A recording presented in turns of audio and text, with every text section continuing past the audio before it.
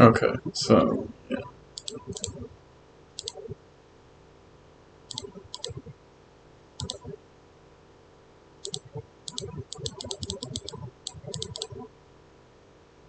Test? Yeah, okay, so then listen.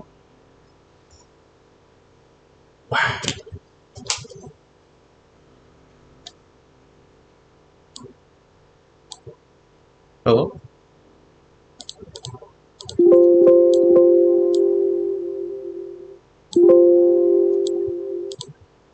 That's fine.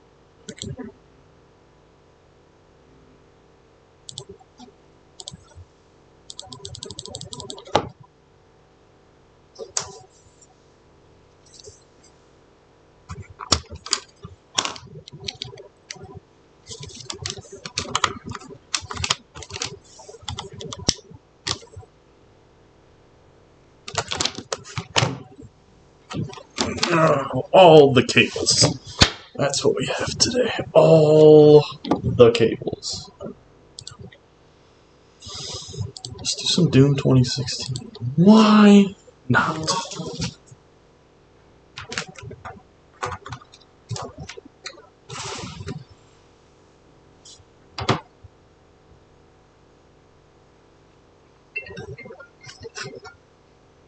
My good people, what you want? I'm camera right now.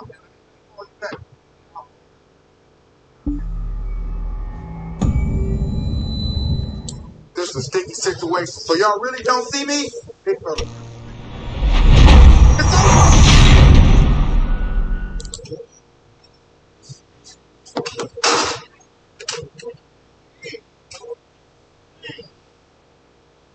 Hey.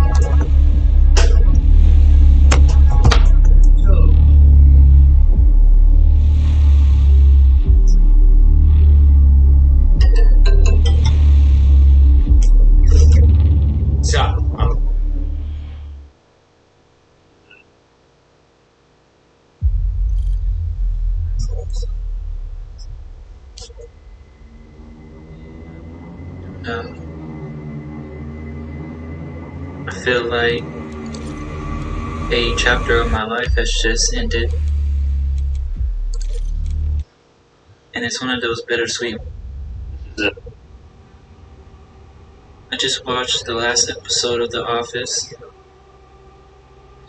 And I don't know what to do now.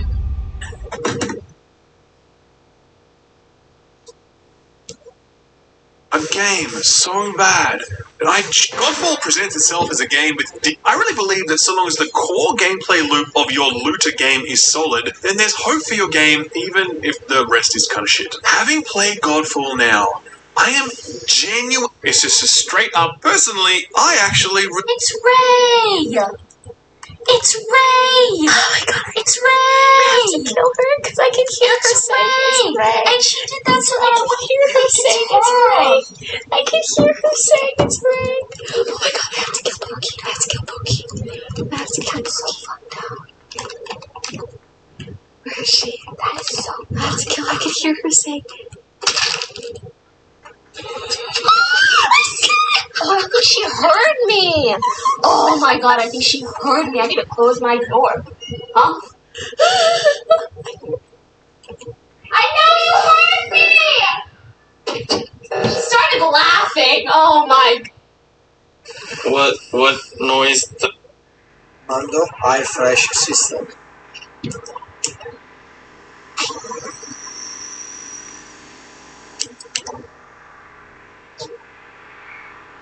You put it in the pocket.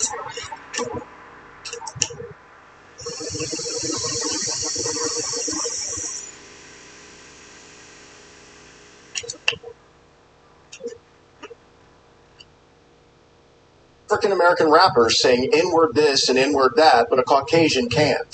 So say it. Say what? Say the word you want to say. I'm not saying that I want to say it. I'm just saying that I can't. So you can. Say it. Say it right now. I will say it with you. Okay.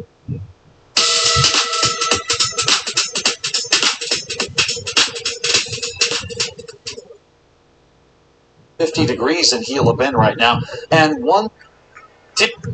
Hey Siri, 1 second up. How's that sound?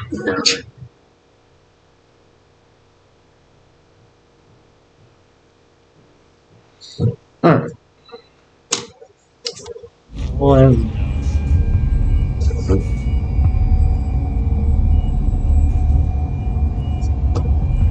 got jank setup going here. Freaking working on a laptop shit. It's fucking stupid. Alright. After running more diagnostics on the active Praetor suit, it appears that I can accelerate the upgrading of your arsenal by measuring your combat effectiveness. I have added a tracker to your helmet's display.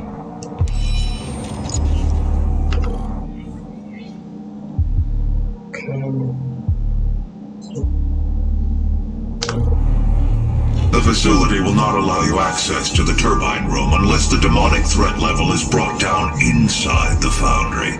Our security systems cannot be overridden.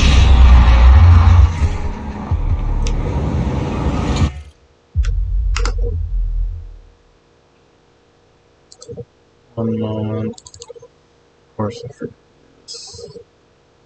Wow, I'm playing.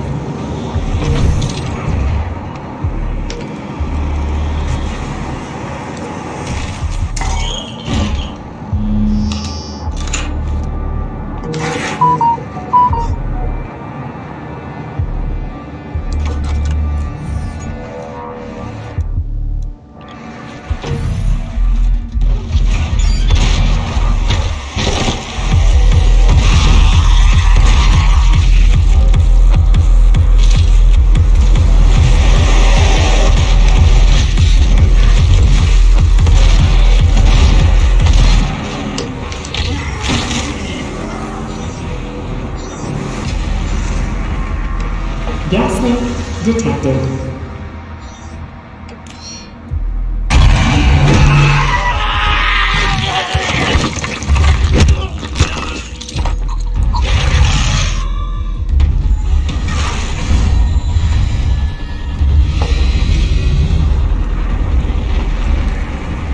Warning, core temperature rising.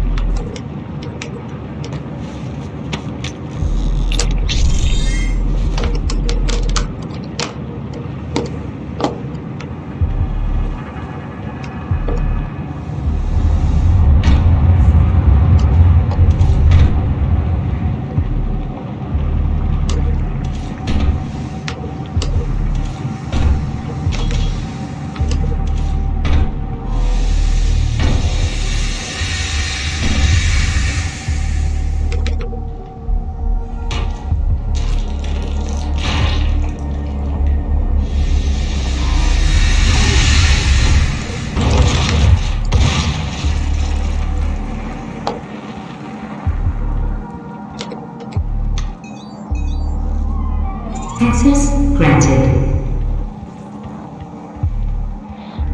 Gas leak stopped.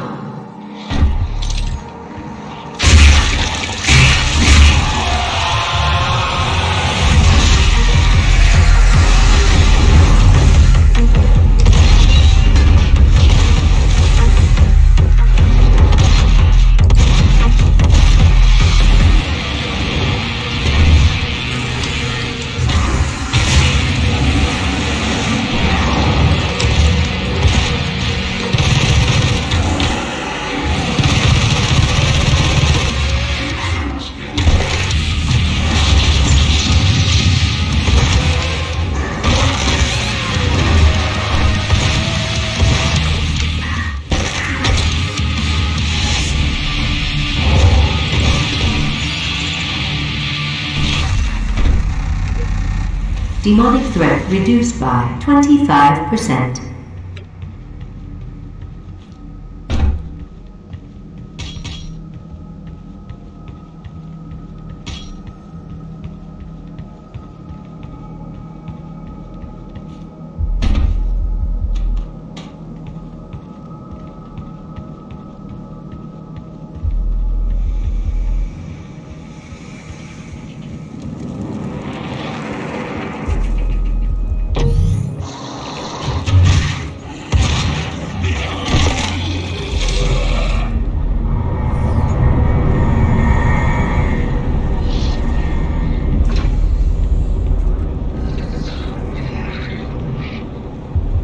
Warning, core temperature rising.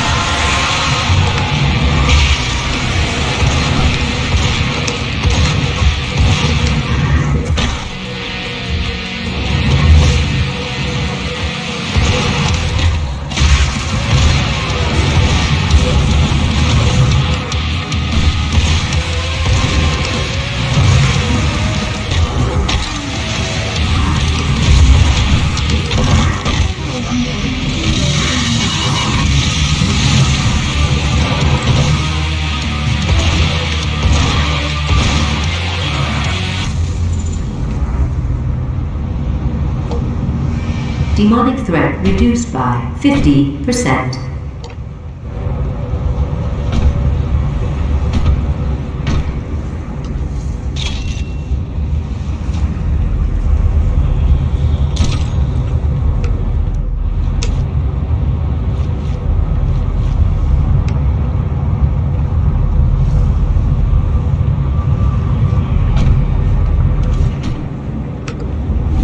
That was a close one.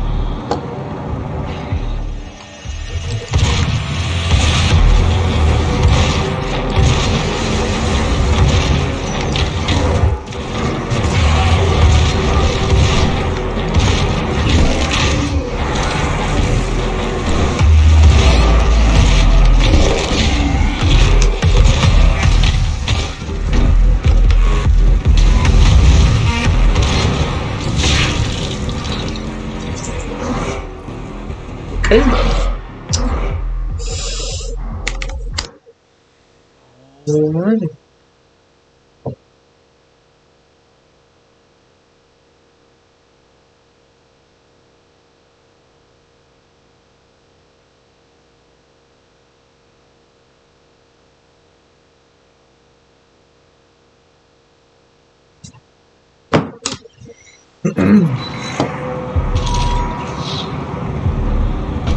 Demonic threat reduced by 50%.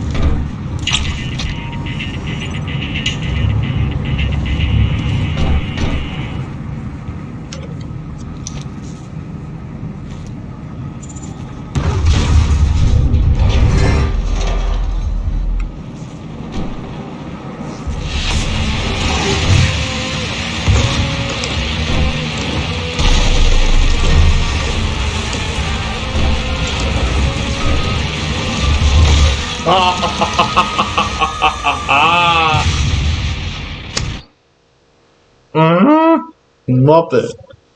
Absolute Muppet.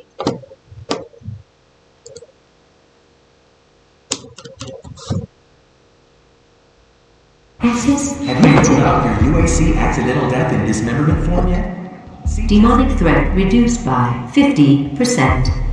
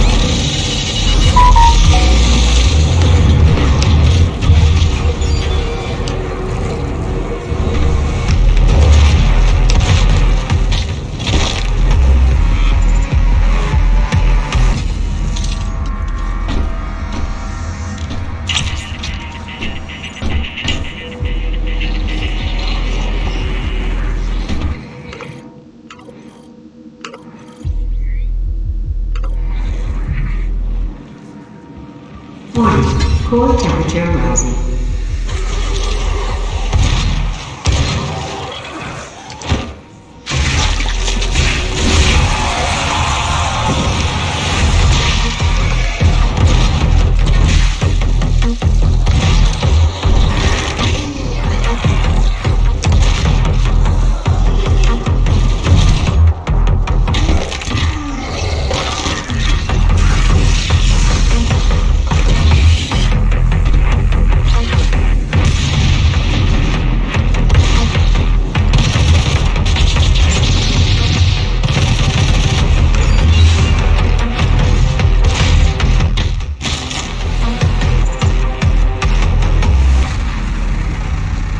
Demonic threat reduced by 75%.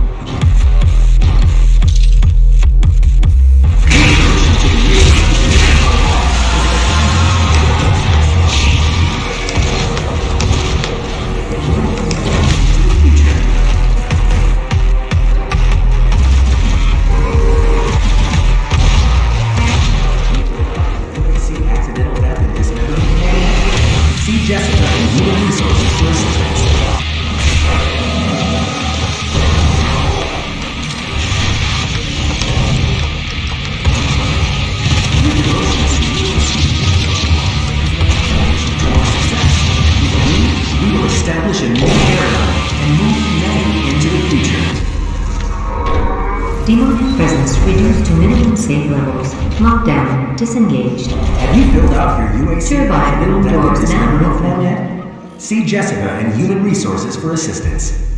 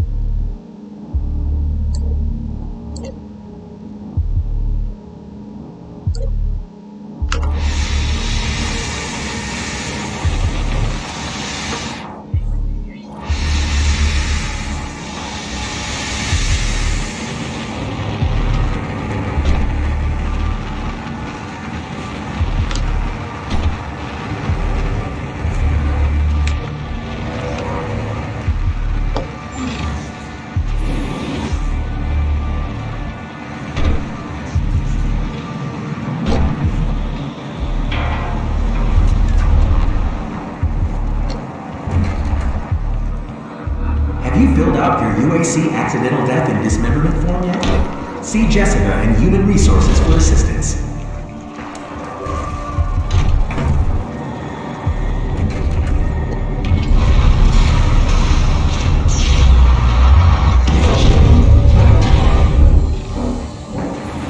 Warning. Core temperature reaching critical levels.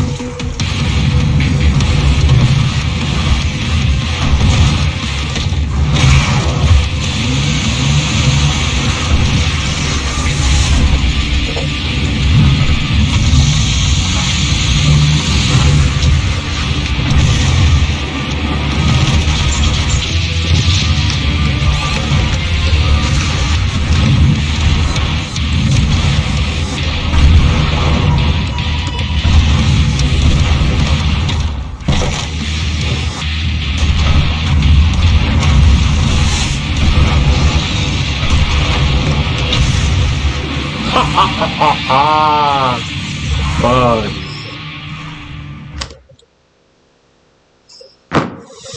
Damn, son.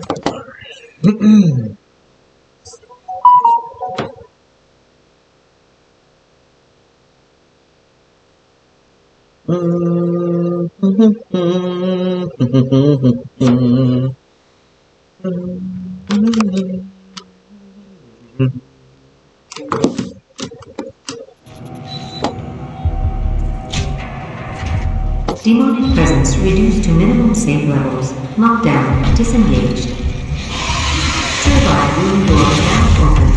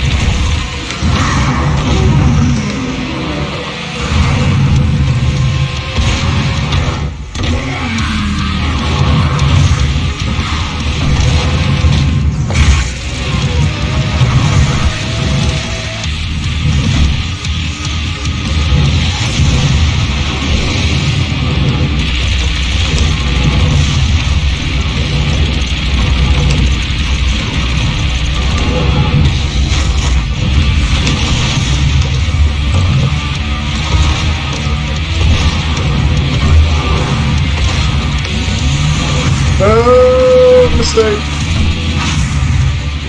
Come here. Thank you.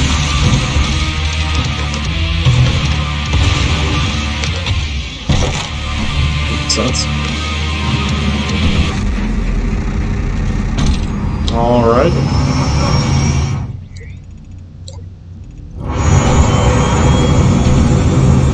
The core temperature is now stabilized.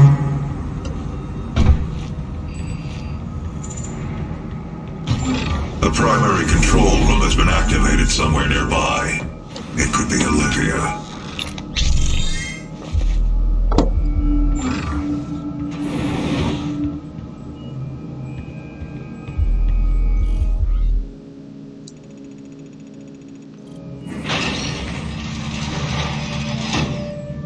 Authorization: Olivia Pierce.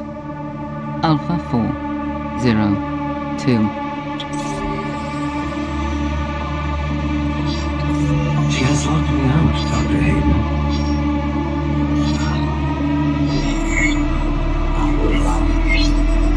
All power rerouted to Argent Energy Tower. She is trying to tear open the portal between our world and theirs.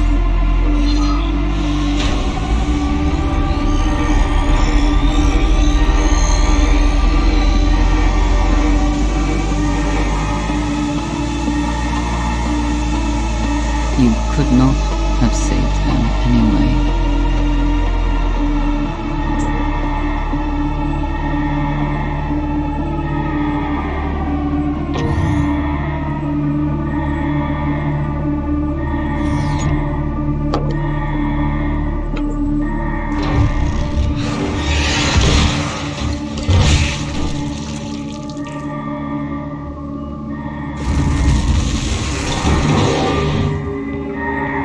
The system won't allow anyone but Olivia to override it now.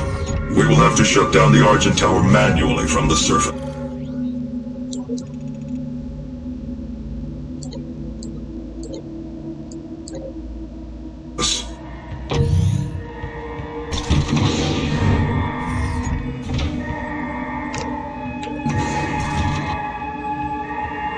Well, ain't that just a big pile of shit?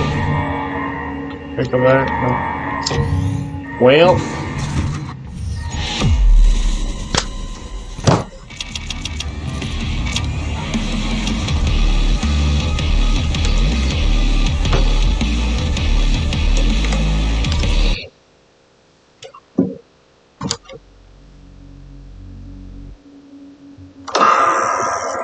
Show me the one safety deemed such destruction.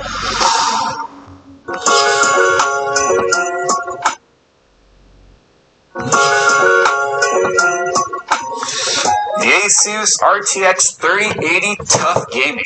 We're gonna find out today just how tough it is because this one suffered some damage in shipping. So what I have right here is the Asus 3080 Tough. And this video is going to kind of serve two purposes here. One, we're going to see if it works. I haven't even tested it yet. It's not our card. Don't ask me for it. Don't say, can I have it, please? No, you may not have it. Olivia is using the tower to in that condition, even for free. We're going to see whether or not it works. If it does, we're going to see if we can't fix it, make it straight again. In fact, it's so bent, even the PCIe slot is bent. It's like, I don't even know how. Like, how that happened. Actually, I do know how it happened. This card was shipped in a system without any sort of support. The only thing holding it was the two screws in the bracket and the PCIe slot itself. We're fortunate and lucky that it didn't rip the PCIe slot right off the motherboard, which is something we've seen in the past. So what we're going to do today is we're going to kind of tell you some of the do's and don'ts of shipping a system and a graphics card, and then we're going to see whether or not this works. So let's go ahead and start with how this could have been prevented. There's a thing called Instapack. It's actually kind of fun. I played around with it in the past. I even did a video where I shipped a tempered glass system with a graphics card installed to my driving instructor that I've known for years now, who lives in Wisconsin now, but at the time Illinois. I built him a system, I shipped it to Cross-dimensional him, activity and I was like, is a well, frequent occurrence outside let's see if it survives. And so we took you along for the ride on how to pack it. So I'm going to link that video right here so that you guys can go and watch it. But I'm going to show you some overlays right now of what the Instapack looks like. It just looks like a piece of plastic, almost like a trash bag. Oh, it's getting warm. It's here. Oh, there it goes. You will hear another pop. Pack immediate. It's getting hot. Whoa, that's hot. Ah! No, it's backwards. So when it's in your system, you put it against the graphics card, and then you put the side panel on, and then it fills the void around it. And it literally creates a cradle for the graphics card. Spoiler alert, that system made it all the way via ground shipping. We all know the kind of treatment those couriers like to give.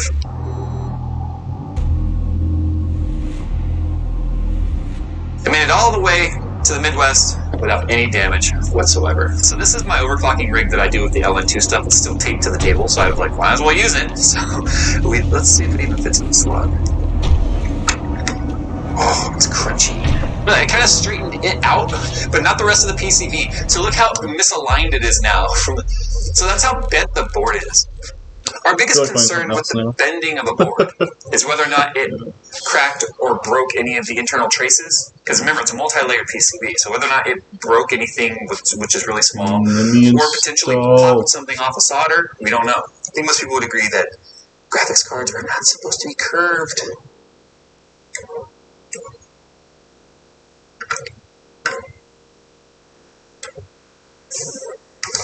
I mean, it sensed something. That's a good sign.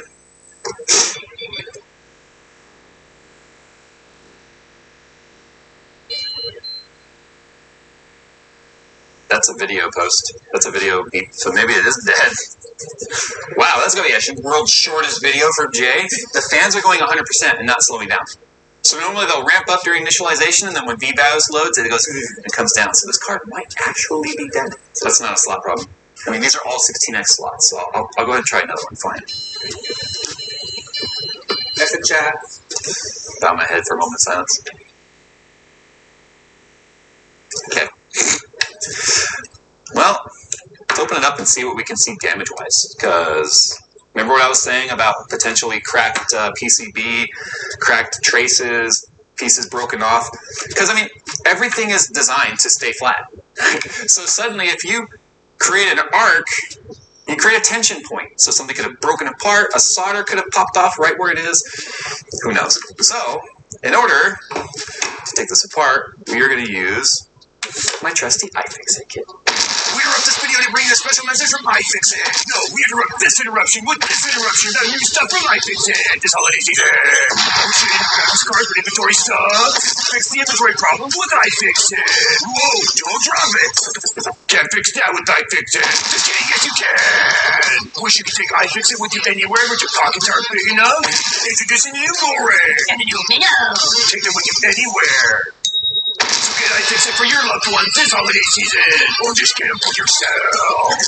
So I think this is one where the card comes off, or that the cooler comes off first, then the backplate comes off last. Traditionally, the backplate comes off, then the cooler. This one's backwards, where I'm pretty sure the backplate's held on from the front side. And you know, the only thing that probably kept this card from completely shearing was probably the backplate. But you know what? I just got an idea. I should probably put in another graphics card in here just to confirm this system is booting. Literally, the only thing the MSI 1050 is good for around here is troubleshooting. Yeah, so, okay. And this could have been avoided with $9 worth of Instapack. There's going to be a lot of noises from our neighbors. I'm sorry. Everyone's loud. It's like they're banging something against the wall. Yep, just gotta use muscle sometimes. Just double check that all the screws are out. Now what happened, obviously, with the cooler weight hanging on there is as it was thrown around and shipping and stuff, it was like constantly pulling. But because it was attached at the PCIe slot and at the front bracket, which basically meant it was going, like the weight in the opposite corner was pulling down, that's how it got bent. I mean, who knows how far this actually bent? This is where it rested. And you know, for something to bend to a certain degree, it usually has to bend past that point, and then it relaxes back to us, wherever its new bent spot is going to be. So it could have ended up like... Oh, when I go the other way, listen. Jeez. You're trying to bend it back? Yes, I am, because look, it's kind of working. Because the idea is if it broke apart that way, I can push it back that way, and then I can hot glue it, because Louis Rossman approves. We do need some cooling on that, though, and I don't want to put the whole thing back together. I mean, if we get video, then we just turn it off. Dave Kingpin, jealous? J. Kumi.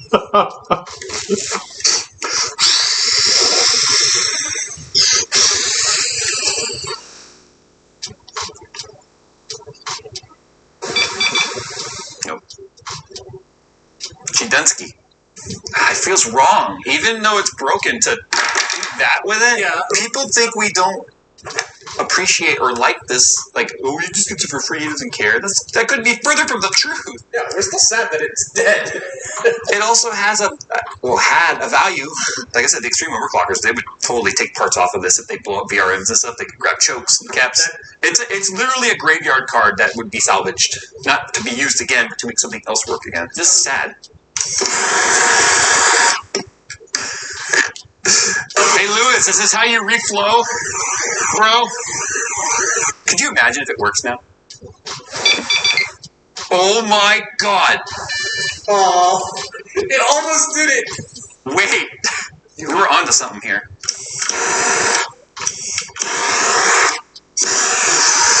I'm only doing this because I can't make it worse unless I kill the motherboard too. Go back to this. And it's on D6 now. Okay. I'm not done yet. You guys always say we break stuff that's perfectly good. Well, what about when it's perfectly bad? Are you still going to get mad?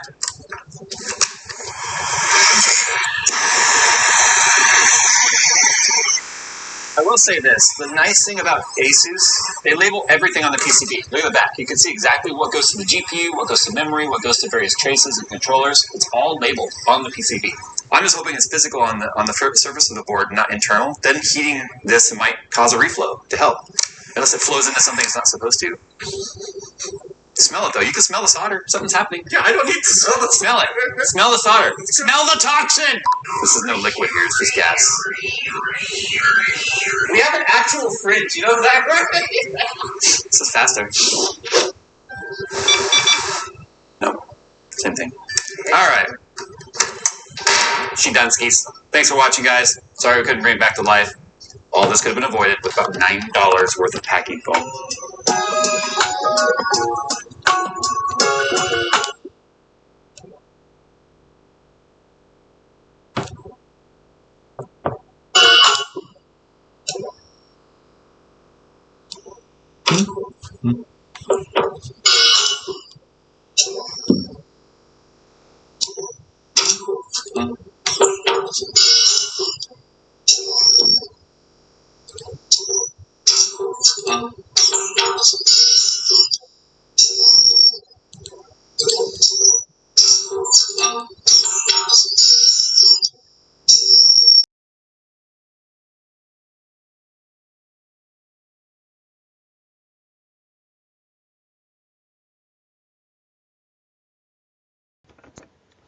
Okay, does that work now?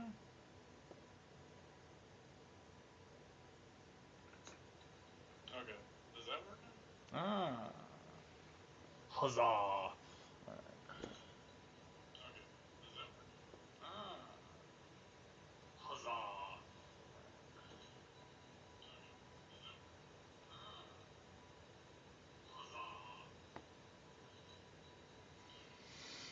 Well, now what do we play?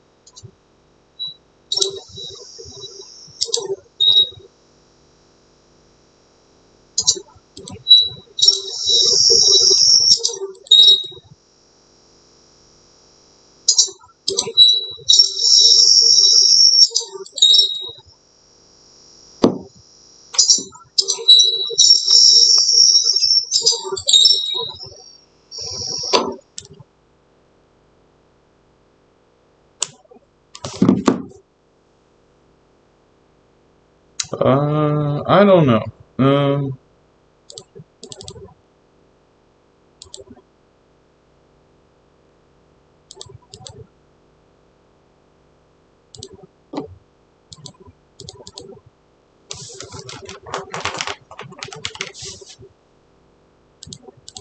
No, it's not what I wanted.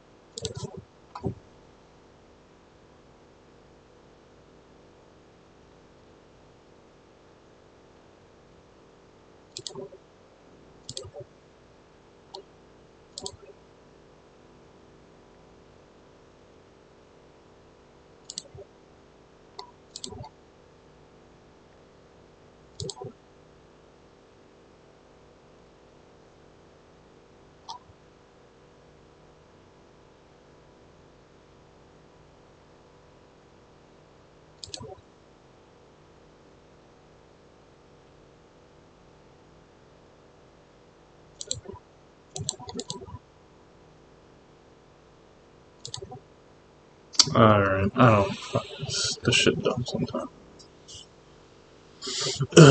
Alright,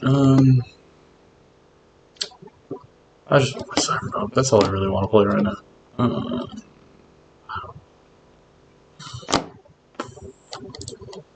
Is there a new season in Doom Eternal? Let's check that out. There's just an update. Why? Would there not be?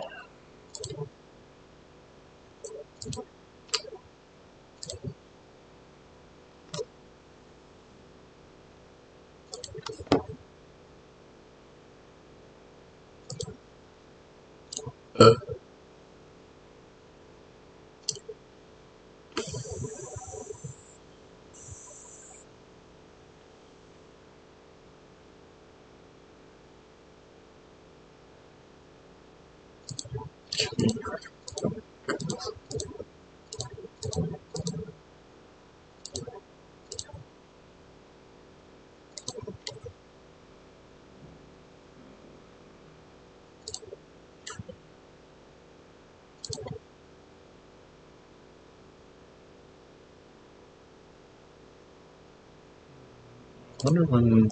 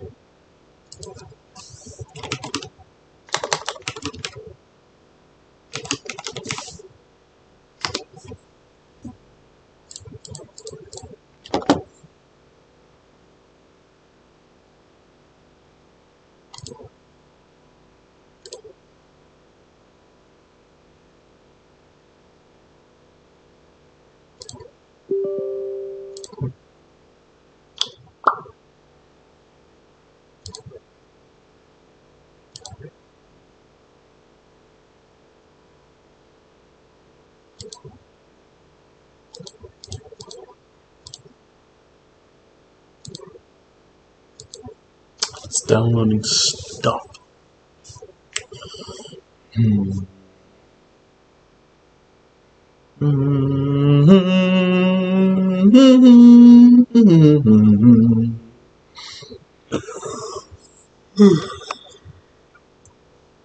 it's 7 o'clock and I'm tired.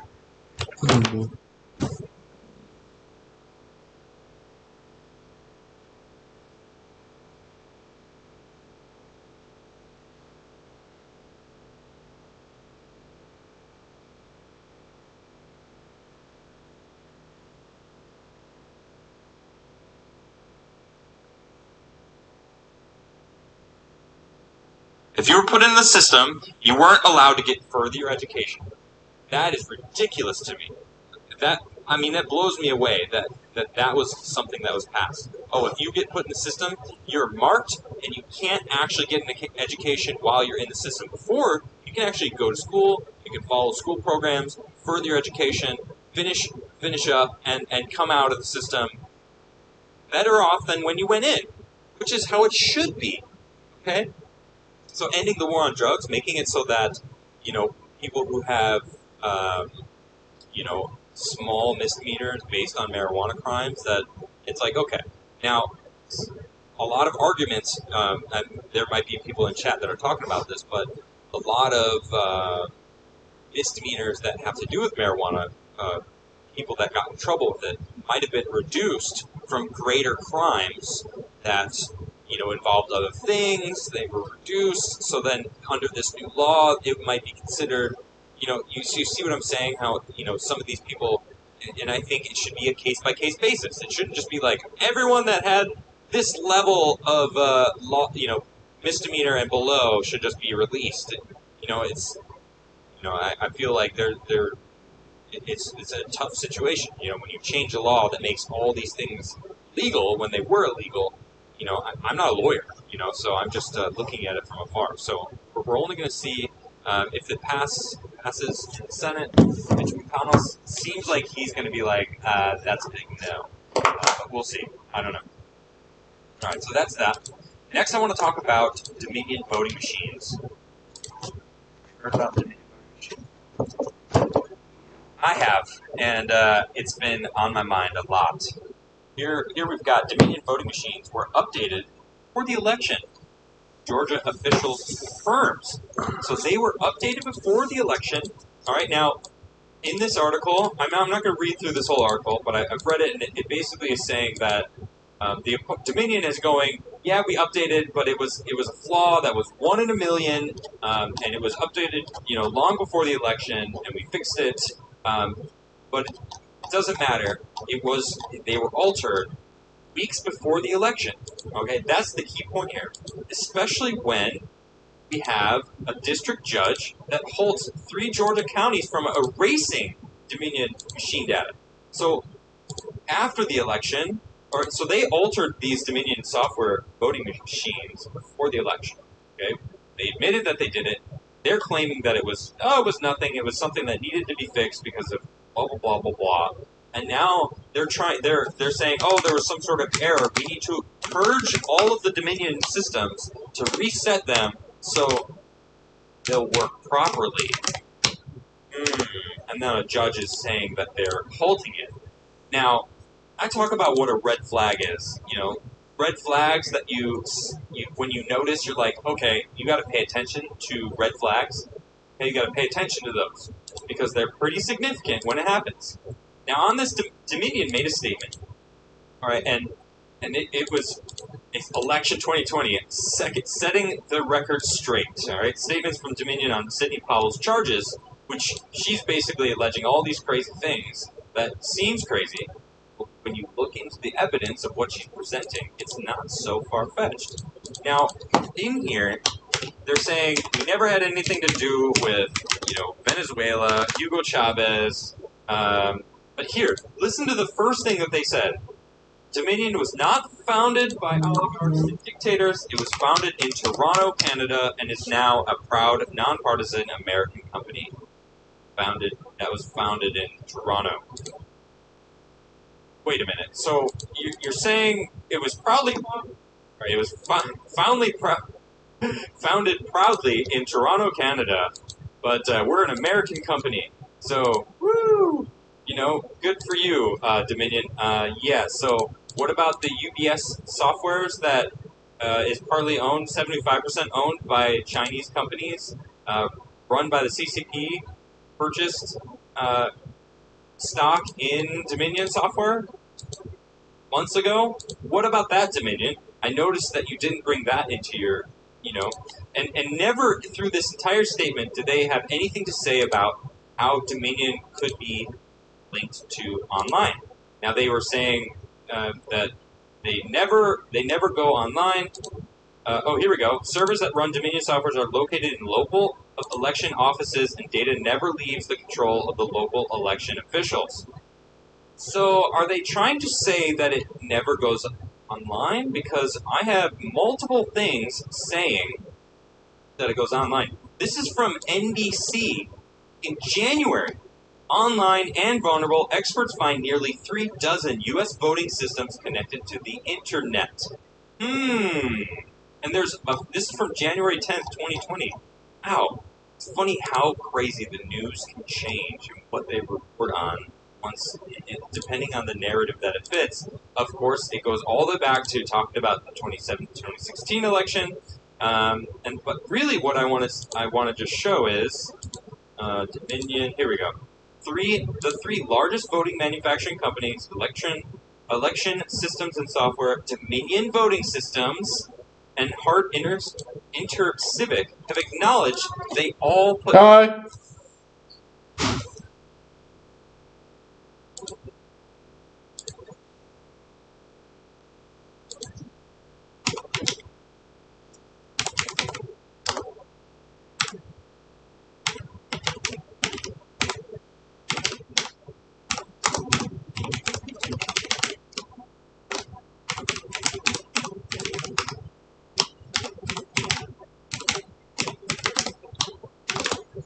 modems in their tabulators and scanners.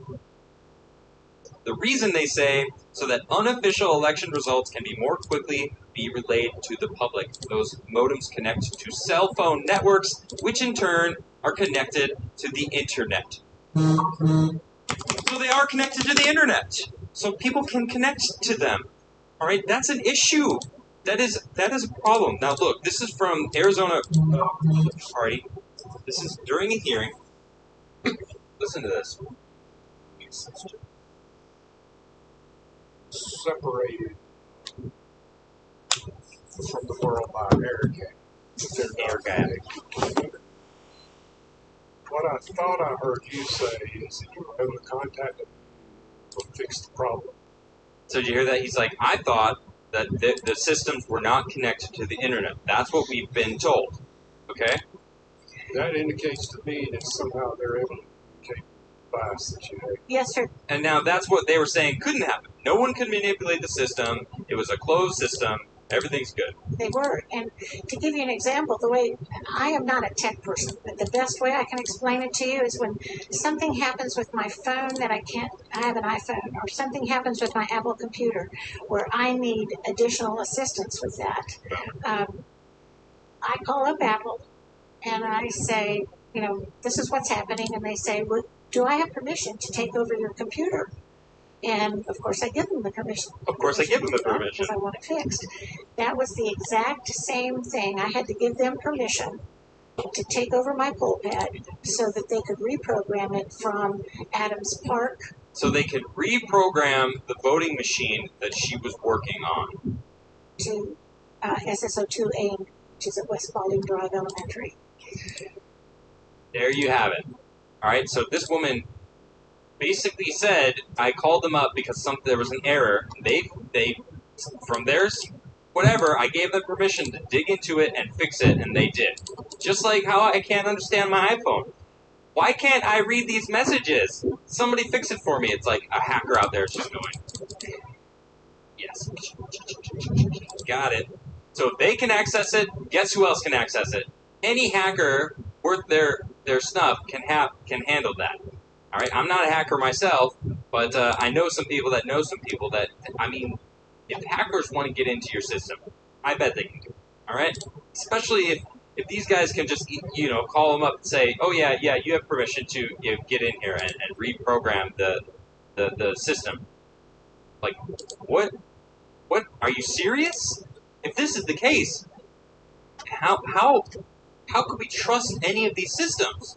All right, I read another article last week and I reported on it that one of the Dominion guys was saying, yeah, I work at home, all right, and I was observing what was going on, and because of COVID, we were allowed to work at home and fix any issues. So he was probably the guy on the other side that she's referring to. Like, yeah, I called them up, and they came in, or they didn't come. They literally over the internet went and fixed it. So it's insane to think about. Now this is what I saw this and I was like, oh man. All right, so I saw this and I was like, man. So this is from the War Report. I don't know if you guys know Steve Bannon, but a lot of people are like, oh, he's compromised. But if this is true, they're claiming that the Trump team has a Dominion machine, a small Georgia county, that shows the votes flipped from Trump to Biden. All right, and this is what I think.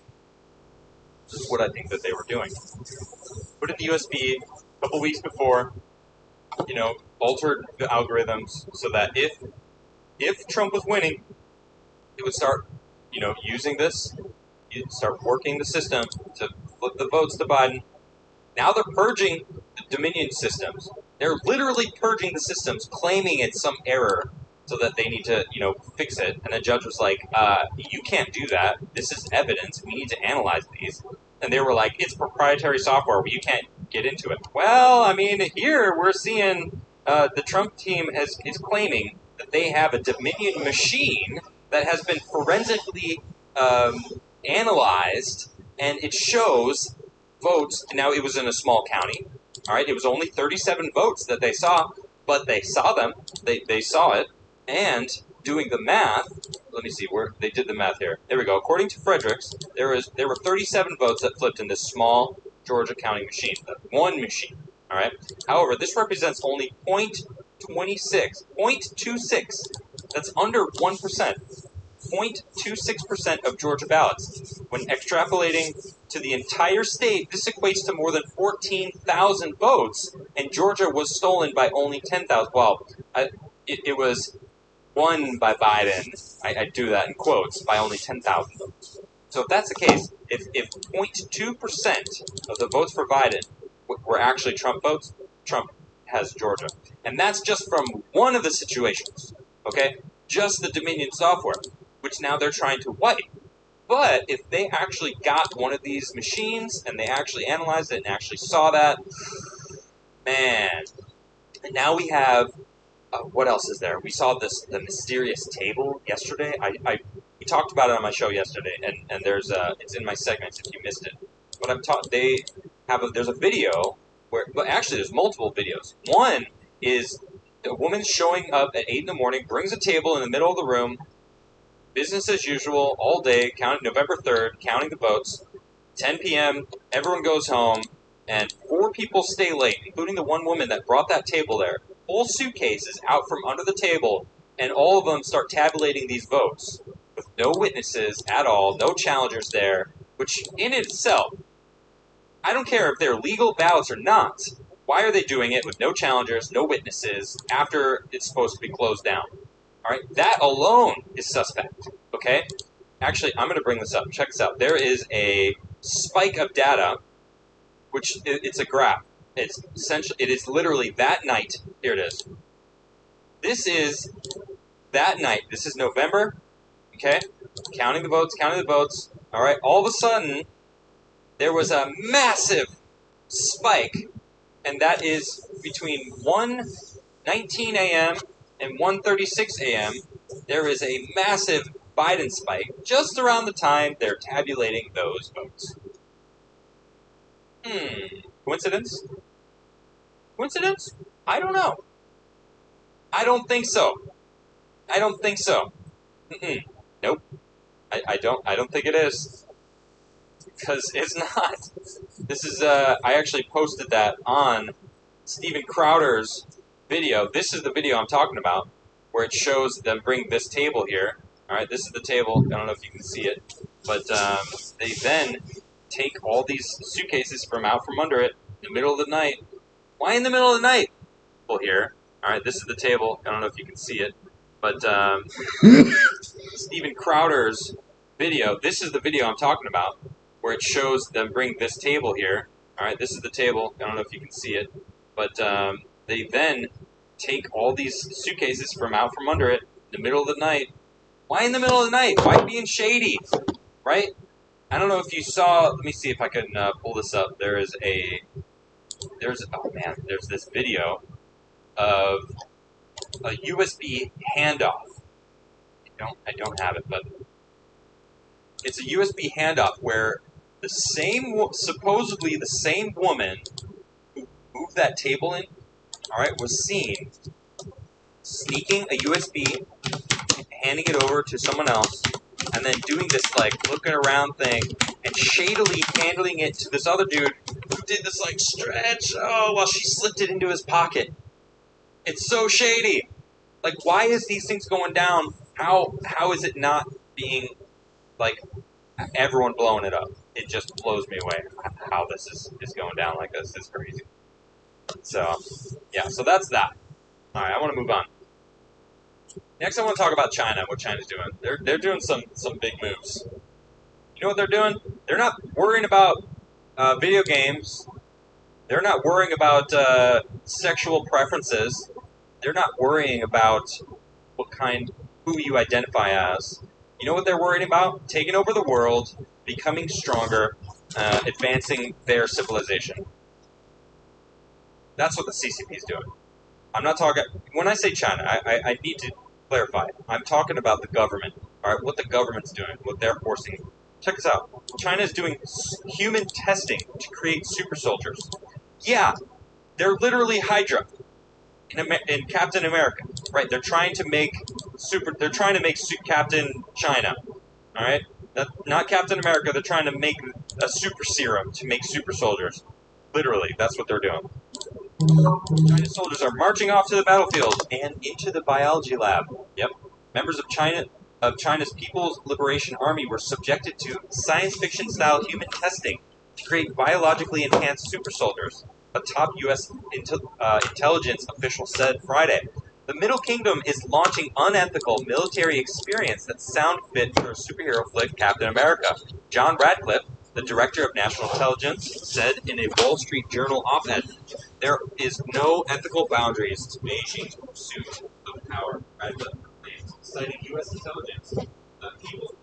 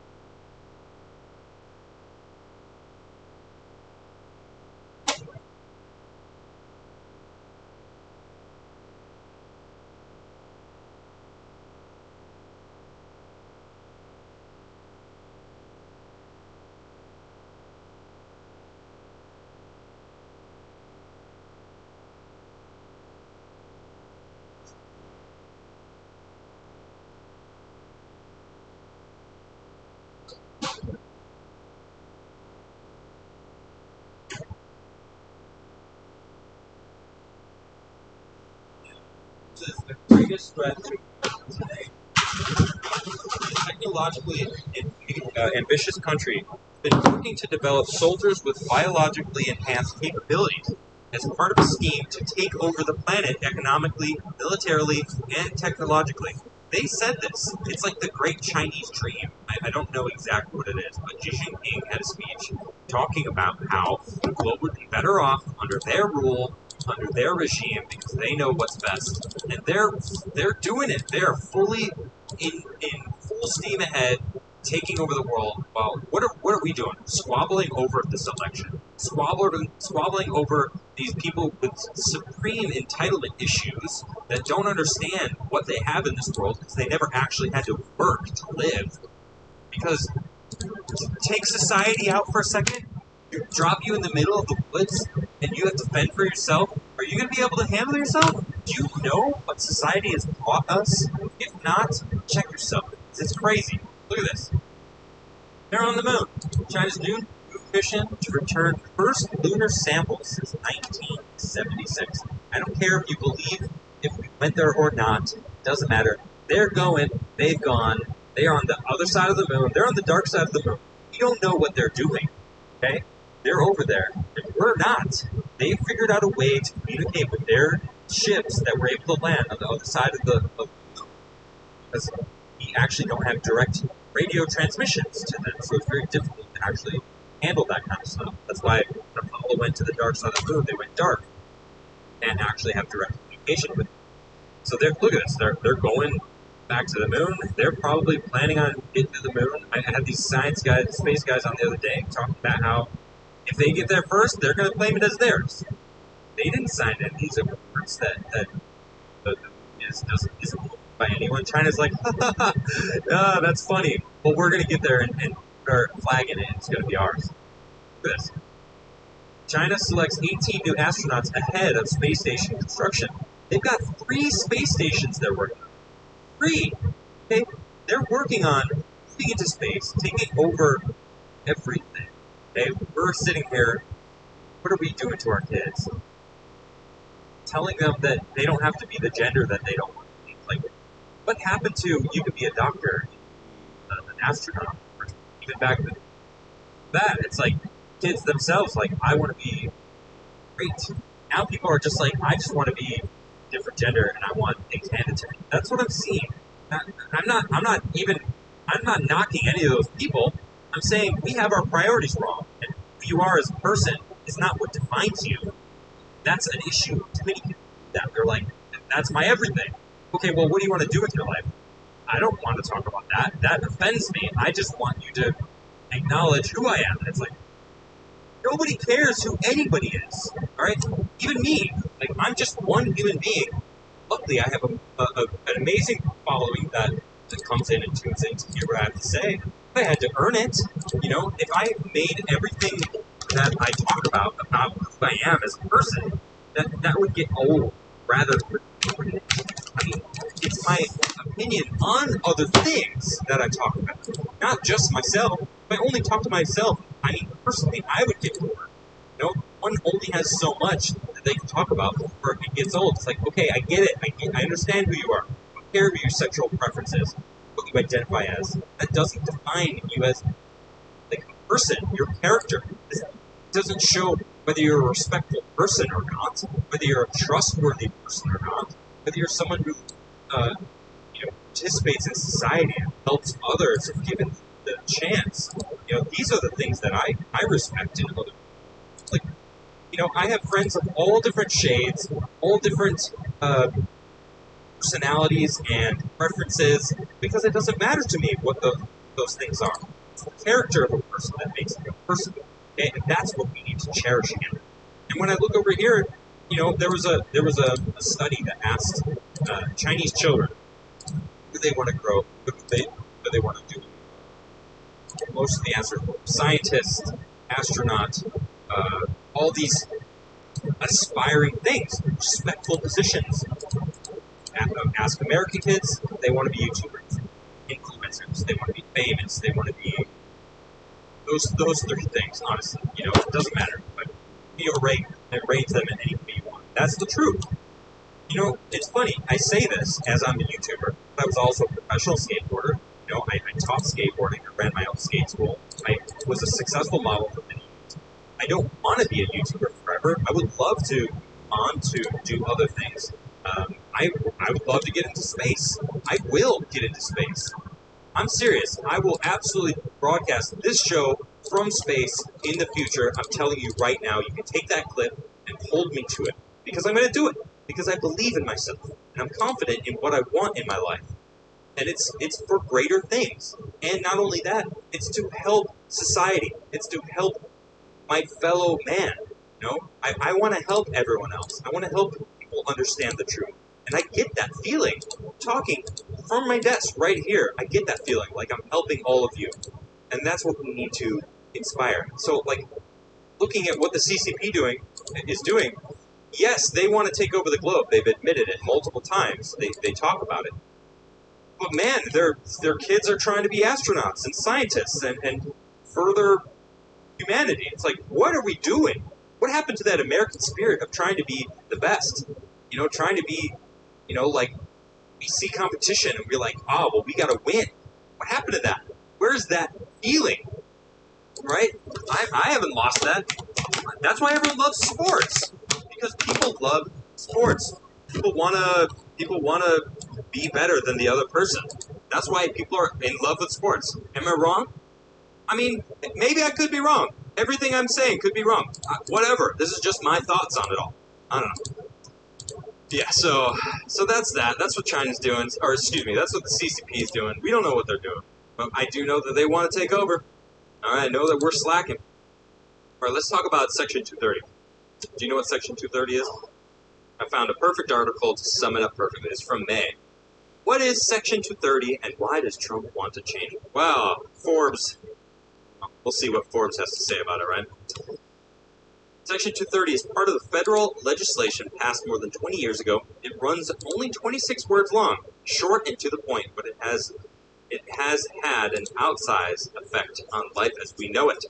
There are the 26 words that created the internet, says Jeff Cossett, a cybersecurity law professor at U.S. Naval Academy and one of the foremost experts on Section 230. Most fundamentally, Section 230 provides immunity to social media companies like Facebook and Twitter against being sued over the content on their site. This allows them to operate and flourish without needing to moderate content. And yet, do it anyway, don't they? Section 230 set the legal framework over the internet that we know today that relies heavily on user content rather than content that companies create. Without Section 230, companies would not be willing to take so many risks, Cossett says. President Trump now wants to change Section 230, signed a new executive order on Thursday, of course back in May, that will try to curb how social media sites use the legislation to prevent legal action. We're here today to defend free speech from one of the greatest dangers it has faced in American history, he said in the Oval Office. Here's what Section 230 is and why Trump's proposal matters to anyone like you, someone reading these words online. All right, what is it exactly? And here it is. No provider or user of an interactive computer service shall be treated as the publisher or speaker of any information provided by another information content provider. Okay? What does this mean in practice? It offers a broad shield to tech companies, protecting them from lawsuits over content generated by users on their sites. It gives Twitter and Facebook the right to moderate content, but does not give them the responsibilities to do so. Because content is posted on their platforms so rapidly, there is just no way they could possibly police everything, says Senator Ron Wyden, helped create Section 230. Tech companies are not absolved from everything. They're still required to police some types of unlawful content, such as child pornography or bootleg movies. All right. And you know what? Let's keep reading because it says why was it created. In the 1990s, Stratton Oakmont, the brokerage founded by Jordan Belfort, yes, the guy who Leonardo DiCaprio portrayed in Wolf of Wall Street, sued an internet service provider, Prodigy Services, for defamation. Someone on a Prodigy-run message board had accused Stratton Oakmont of fraud. The New York State Supreme Court ruled that Prodigy had acted as a publisher and thus was liable for defamation. This case caught the attention of Wyden, then a congressman for Oregon, who worked with California Representative Chris Cox to include Section 230 as a protection for other internet businesses from lawsuits like Stratton Oakmont's in their Communications Decency Act of 1996. Section 230 was only a small portion of that broader legislation. The Communications Decency Act's broader purpose was to slow the spread of child pornography on the web. Okay. And good, get rid of that stuff. The U.S. Supreme Court, in a 7-2 decision, struck down most of the act the following year, ruling that it too greatly restricted free speech. But the court kept Section 230. A lot of people will say that without Section 230, you wouldn't have had the rise of social media because they would have been sued into oblivion, says tech ethicist David Ryan Holger, a Forbes contributor. In essence, the Act treats internet businesses very similar to how we treat the post office. Holger explains, there's misinformation all the time that people are sending through letters, but you don't blame the post office. They're merely a conduit. You know, it's interesting because Twitter can't be held liable, and yet they still moderate everything. They still add fact checks on things. They still ban people constantly. I don't know if you were paying attention last night on my show. I had Carla Borosenko on, and we were talking about Elm. All right, it's heavy Twitter user, very vocal about fraud and exposing things on the internet. She's very good at it. She gets into the nitty gritty of how to put this slightly, dark information. All right, and she digs it up and she posts it on everywhere. They banned her. I even had, let me just bring it up. I said, hey, if you're listening, feel free to come on my show. She actually tweeted at me. She was like, awesome, anytime. Where is it? Here we go. Check this out. And, of course, it's unavailable. And she is suspended. Why is she suspended? I can only assume it's because she says the spiciest stuff. And the stuff that they don't want people knowing. She was all about bringing up all the election fraud, bringing up all the stuff that is, spreading around, that CP stuff. It's gross. And she got banned. And that's Twitter's choosing to be who's on their platform. And that's crazy. Check us out, Donald Trump.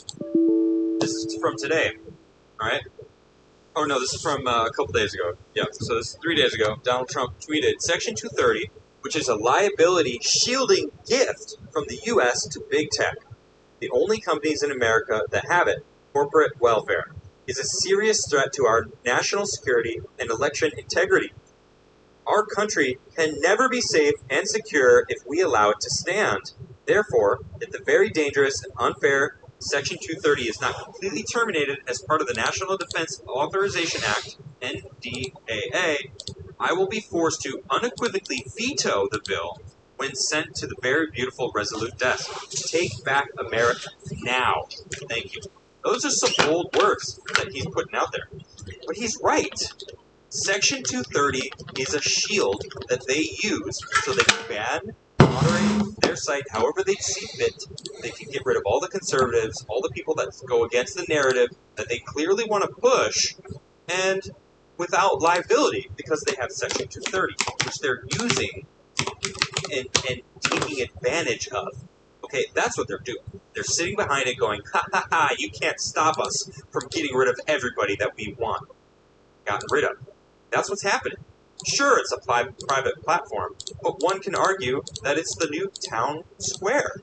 Donald Trump is not allowed to ban anyone. He's not allowed to block anyone or mute anyone because they've ruled his tweets, because he's the president, is a forum, an open forum. It's like a town square. How is that different from what we use the internet now? Okay, why is not our free speech regulated or not regulated or protected from the internet? It should be. If I can say whatever I want legally, I can say. I mean, within reason, because you can't yell fire in a movie theater if there's no fire. That's illegal. Okay, so there's certain things that make sense that shouldn't be legal to do. If you do that, you're gonna freak everyone out, and everyone's gonna rush out. And if there's no fire, it's just you're basically just an a-hole, honestly, in my opinion. But what I found interesting about this section 230 is it's not just that. All right, I actually tweeted on this. I responded. Also, this. I don't know if you know about this. HR 5736. Okay, also known as Smith-Mundt Modernization Act of 2012. I'm going to read this to you because this is crazy. All right, once you realize what this is. Amends the United States Information and Education Exchange Act of 1948 to authorize the Secretary of State and Broadcasting Board of Governors to provide for the preparation and dissemination of information intended for foreign audiences abroad about the United States, including about its people, its history, and federal government policies through press, publications, radio, motion pictures, the internet, and other informational media, including social media, through information centers and instructors. Under the current law, such authority is restricted to information disseminated abroad with a limited domestic exception. Okay, let me break that down for you. Okay, before that original one that was put into place, the Educational Exchange Act, we can send propaganda out to the rest of the world and tell them whatever we want. Okay, we can alter information and basically lie to the rest of the world if we want to. Okay, not that I agree with that. Okay, sending propaganda at all, I mean, whatever, it's all lies. But this changed back in 2012 is it gave them the right to use that same kind of system, spreading of misinformation, on the American public. So it was illegal to blast lies and spread lies. What else changed in 2012? Tim and I did an episode talking about the increase of racial talk, inequality talk. Oh man, I don't remember all the different graphs. There was like 20 different graphs that we went over, and it all started in 2012. So what is it? It's because of this right here, this bill, HR 5736. This needs to be repealed. Okay, it is legal for people to propagandize American citizens. It's legal because of this. Fake news? Oh, fake news isn't real? It's not? Okay, so why is this in place? Why is there a bill saying it's legal to basically skew the information and not worry about it being completely accurate to the American public? And how do more people don't know about this? Because this is ridiculous. Okay? I want the truth. I want you deserve the truth. I don't know what to fucking play, because I just want to play fucking Cyberpunk. Oh, I guess we'll...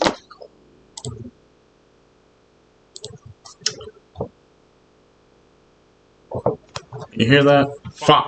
I'll play Call of Duty. Fine. And update. Okay. Wait. I would hope it's optimized for PC. I almost want to get Cold War, but at the same time, I'm like, I don't give a fuck. Fuck that game. Fuck them all.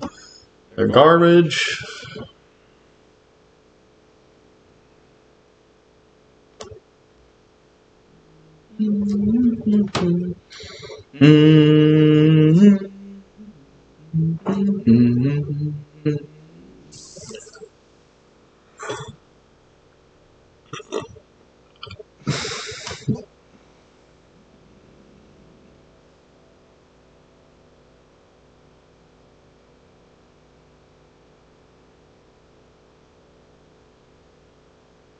It's the most talked about chip of the year. A chip so cheesy, so jalapeno-y. Back in December of 2015, we threw together a budget 8-core gaming PC for under $150 for the CPU, RAM, and motherboard. That is still a great deal, almost 2 years later. And we were able to do this thanks to a couple of things. One, high-end workstation and server equipment is often ahead of the technology curve in certain ways, like multi-core processors. And two, the way that businesses upgrade their IT gear on a regular cycle can lead to big jumps in the supply of this older tech on sites like eBay. Pricing often ends up much lower than mainstream hardware because it's less familiar to the average consumer. Nobody's searching for it. So we thought to ourselves, well, now 8-core CPUs are like mainstream. So how do we take this concept to another level? Let's build the most badass machine possible using decommissioned server gear. What could go wrong?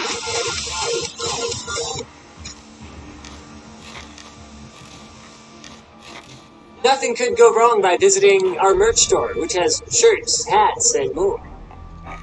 Sticker.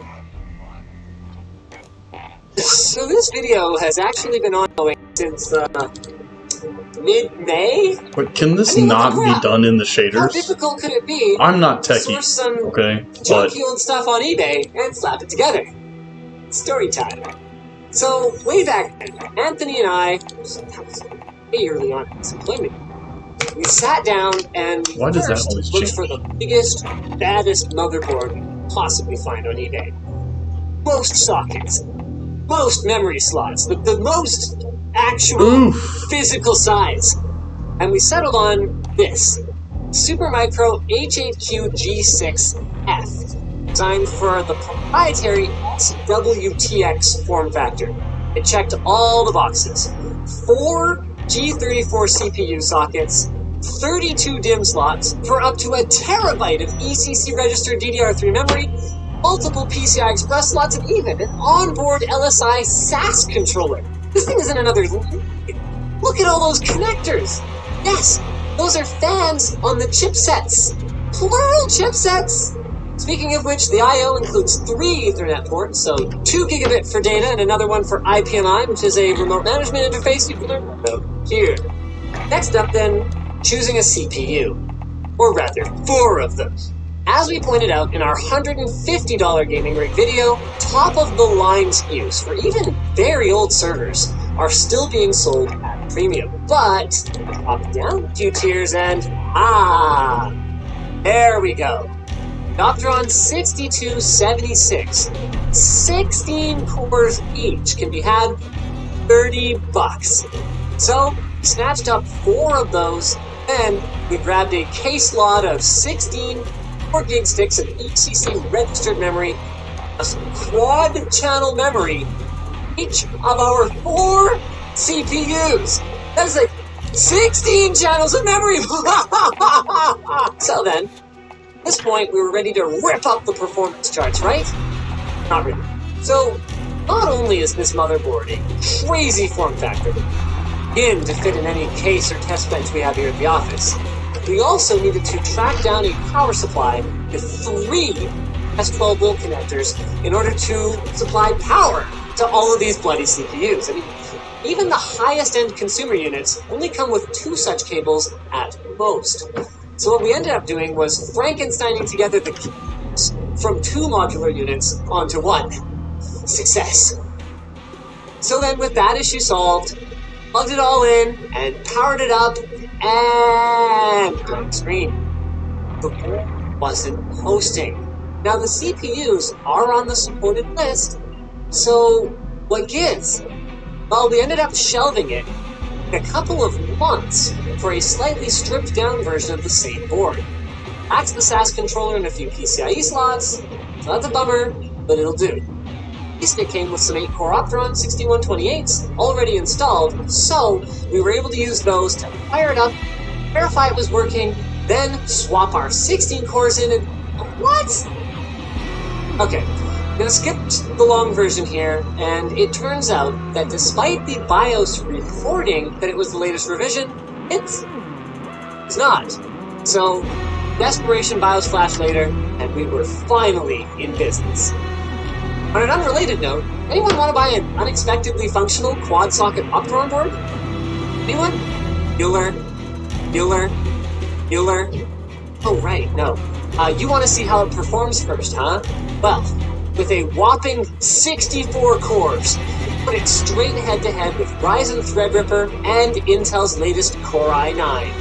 This thing's gonna win with its eyes closed and one hand behind its back in the multi-threaded tests, right? Get to those. But first, let's address the elephant in the video title. Gaming. It sucks. Like, let me make this abundantly clear. This is a 1080 Ti running at 1080p. So if you've ever wondered what a bottleneck looks like, this is it. Rise of the Tomb Raider in DirectX 12 got 10% of the performance of the Core i7-7700. 10%! And it's even worse in CSGO. I mean, at least it was only half as bad in 3D Mark and Unigine Superposition. But, I mean, if Supermicro is to be believed, this is, or at least was, a machine that was designed to do work, not games. So will it blend? Actually, yeah. In Blender, its 3D rendering prowess doesn't put it quite on the level of Threadripper or Core i9, but it handily outdoes the Ryzen 7 1800X for roughly the same overall system cost. Unsurprisingly, Cinebench and 7-Zip show similar results, but lack of AVX2 support and relatively low cache per core hinders its high core count significantly compared to its more modern competition, even in its multi-threaded performance. And there's more to buying a CPU than just performance, too. So we tested our thermals with some Noctua NFF12s just sitting on top of the heatsinks that were included in our board. Actually, this wasn't bad. Each CPU hit only 55 degrees at the worst in IDA 64. As for that power draw, whoa, Nelly, wow, that's a number that only gets trumped by our overclocked 18-core Core i9-7980XE Extreme Edition. Though in fairness, this is 64 cores across 4 CPUs. So bottom line then, fun experiment, get our money's worth. Well, not by accident. No, we didn't, but let's play a game. Gaming, this setup is super dumb. But for productivity, it doesn't look that bad, even though it is at the bottom of our charts. So all in, about $1,888 for this ghetto workstation as spec'd, using a motherboard box as an open style case. Now, as soon as you buy modern hardware, 1080 Ti, bottlenecking of that high-end gear hurts your overall system value. But all you wanted was CPU performance, to put like a $5 graphics card in, then our system here actually delivers better value Ryzen Threadripper. And if we had testing towards Blender, we've seen an even better price-to-performance ratio. This actually makes for a really cool budget Blender box. But if you want to do almost literally anything else with your machine, especially gaming, it shouldn't be your first choice. Especially given the headache factor. Speaking of headaches, do you find yourself with a headache at the end of the day?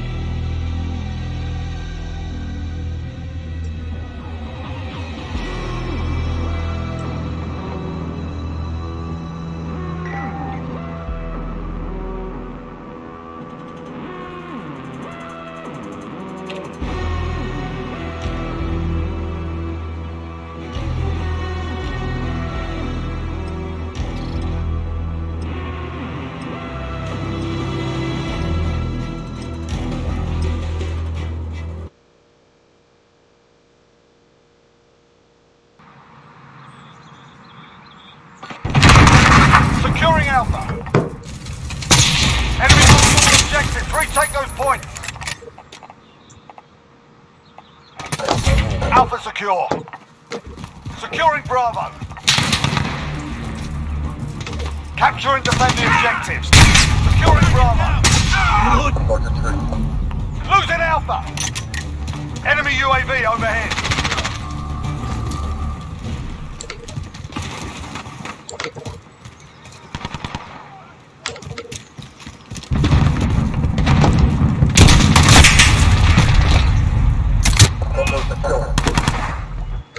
They've got 2 objectives. Keep hitting them. I'm reloading. Securing C. You're needed today.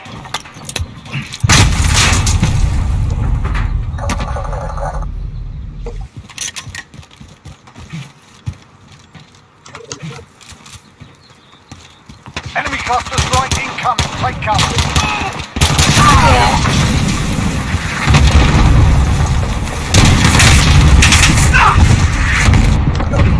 We're taking Charlie. Friendly UAV overhead. Assist your team. We're holding Charlie. We've lost Alpha. Enemy UAV overhead. I'm reloading. We're on Bravo. Stand by.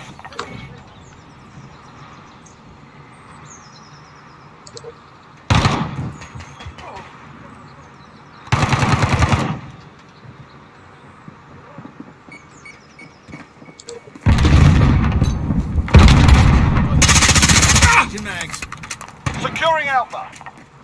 Assist your team at Charlie. Enemy at the construction site. Enemy holds 2 objectives. We're on Bravo. Stand by. We've got Alpha. Grenade out.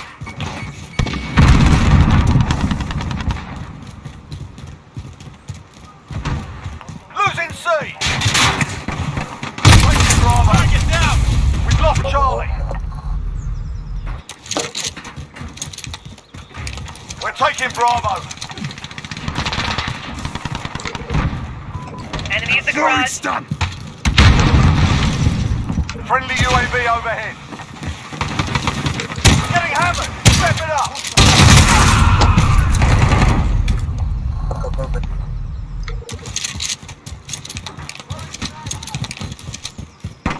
Friendly UAV overhead.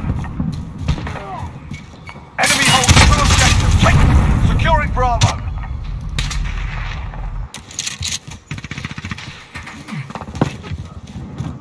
Securing Bravo. Objective failed. Bro, y'all fucked us up, dude. What the fuck? Did your team leave, or is they just that bad? The entire team was garbage except for the top 2 guys on the team. Yeah, dude, y'all were shitting on us, bro. I don't know what happened. I was trying to snipe most of the game, otherwise I probably could have won. I was too, man, until I saw the fucking kill board. I mean, the kill, whatever the me shit. too.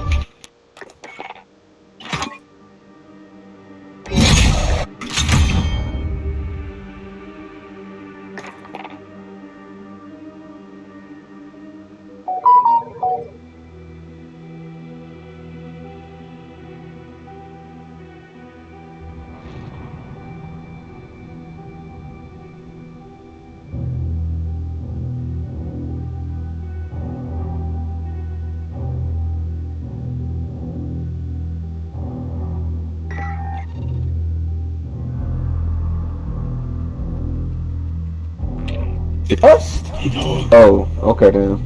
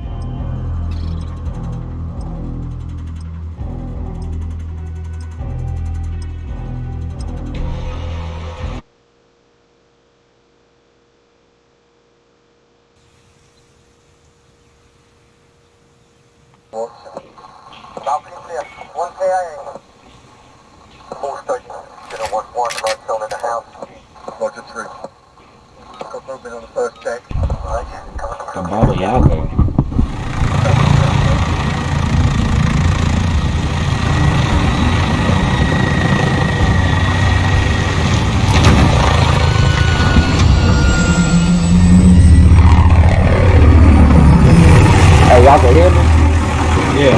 We can hear you. Oh, this 10v10 mosh pit? Capture and defend the objectives. Yes, sir. Charlie secure. Report ahead.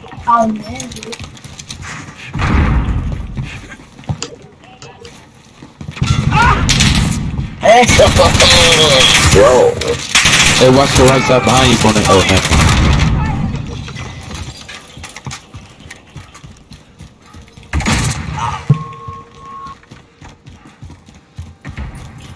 Hey, right in front of you, Bison.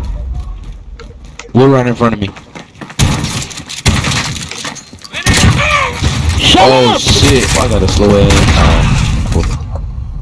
Hey, take B, take B, take B. I'm rushing it. I'm rushing.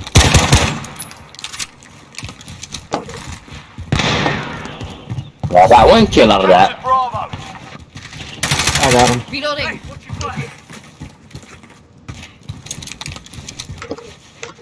UAV already? This nigga here, bruh. Bro, keep it camping. Allied cluster strike inbound. The camp is real on this board. Bring the UAV overhead. This nigga running around with testing, bruh. Reloading. Okay, then. I just down with the pistol. Securing Charlie. Reloading. Somebody coming. Right there. Hey, I need somebody over the seat. I'm at C real quick, you know. Charlie secure. Y'all good? Me? Nah, the little kid that I shot when I killed. Was he? Yeah. How nigga snipe?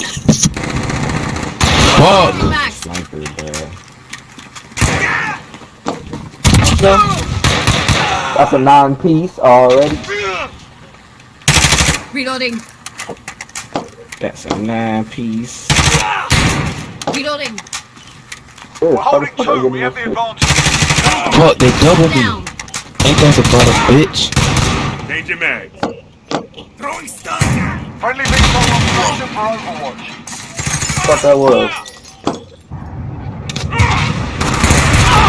Damn. Hostiles at Charlie, go. Allied cruise missile away.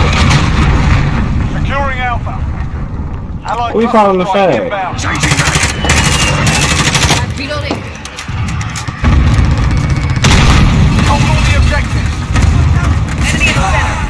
For real. Friendly care package inbound. You're needed at A. You're needed at B. Lose it out. Grenade out. Friendly UAV on me.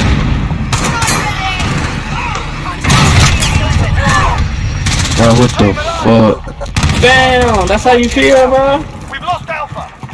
Alright, take Keith, I'm on your ass, boy. Losing Charlie. I'm on your ass, boy. You gonna kill me, bro? I'm on your ass, boy.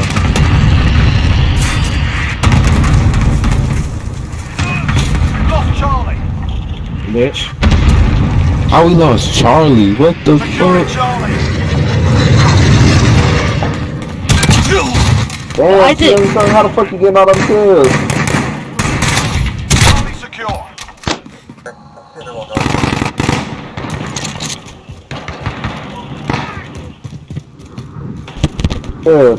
Chill. Well, I was on. Taking max.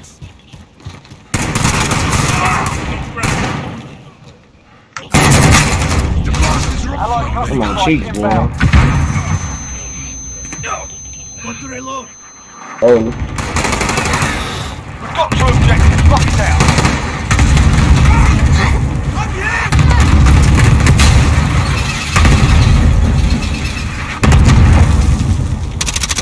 Now Tizo got 25 kills. How you got 75 kills? Everything. We're taking out. That man like 12 to 25. They're top in the window. Enemy down. Hold all the objectives. Halfway there. Keep fighting. Allied cruise missile away. Losing Bravo. Abney. We've lost Bravo.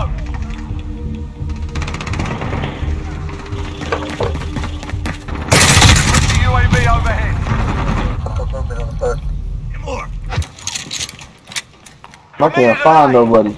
We need to take B. We need to take B. Hostiles have Alpha. Securing the enemy UAV overhead. We captured Bravo. No. They've got me 0. Reloading.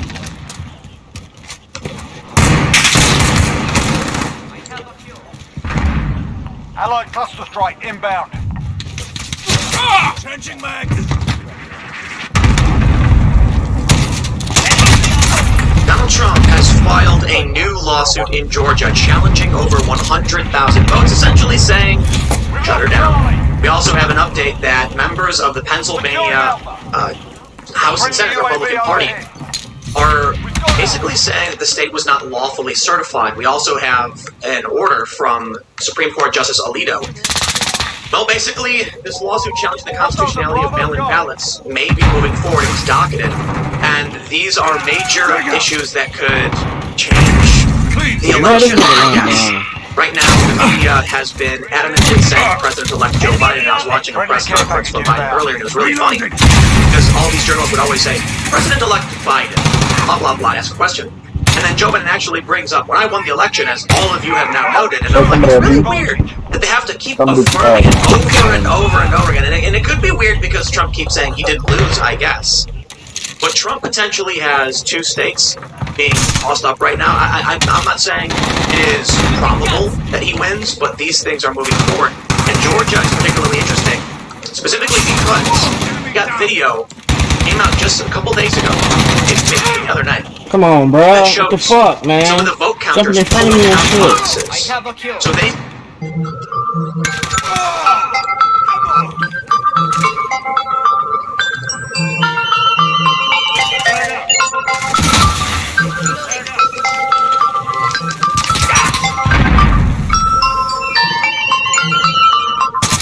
Got one. Hello?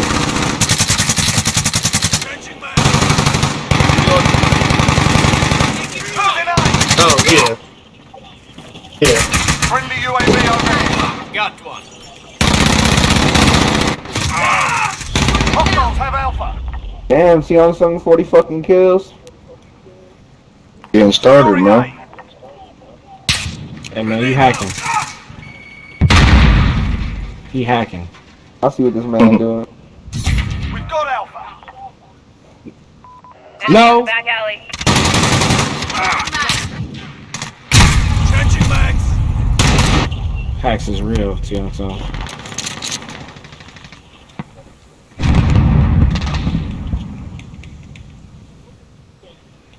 Friendly VTOL on station for Overwatch.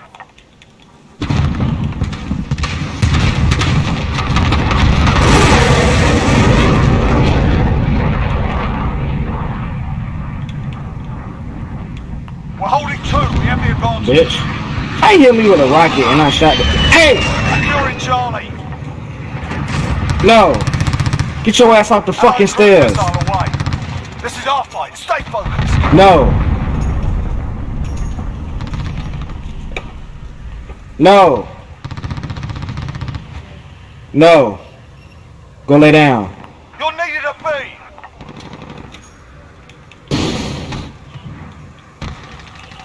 We've lost B.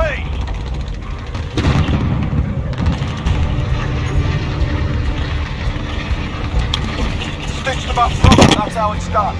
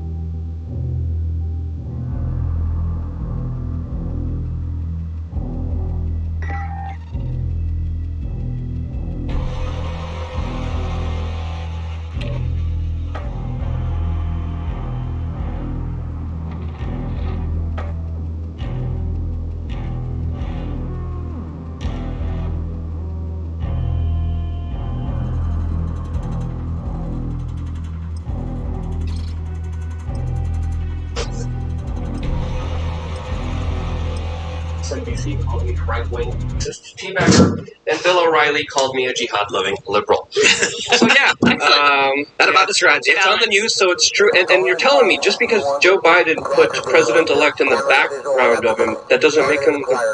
That's the creepiest thing. Yeah.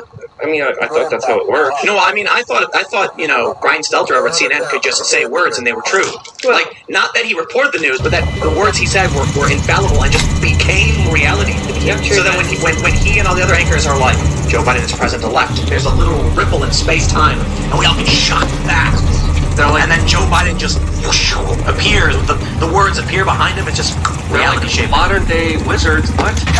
They can't get out of the shower correctly without grabbing their dog's tail. Yes, this is the story that came out today. According to Joe Biden, this is not the breaking news. He broke his foot tipping over a shower when he was trying to pull his dog. Okay. Sorry, I'm getting This is supposed to be some basic interruption. We got a big breaking story. Trump is suing Georgia again. There's a dispute here. This could call the electoral votes in question, but no. Okay, we'll do the breaking news. Joe Biden said he was getting out of the shower naked, chasing his dog and grabbing his tail and slipped and broke his foot. And I love the memes. They're like, do we have a president-elect or do we have a 4-year-old chasing the dog and slipping while naked? What is going on with this? Did you guys hear that Joe Biden said he basically said if he disagrees with Kamala Harris, like he said to Obama, he would say he contracted a disease and then resigned.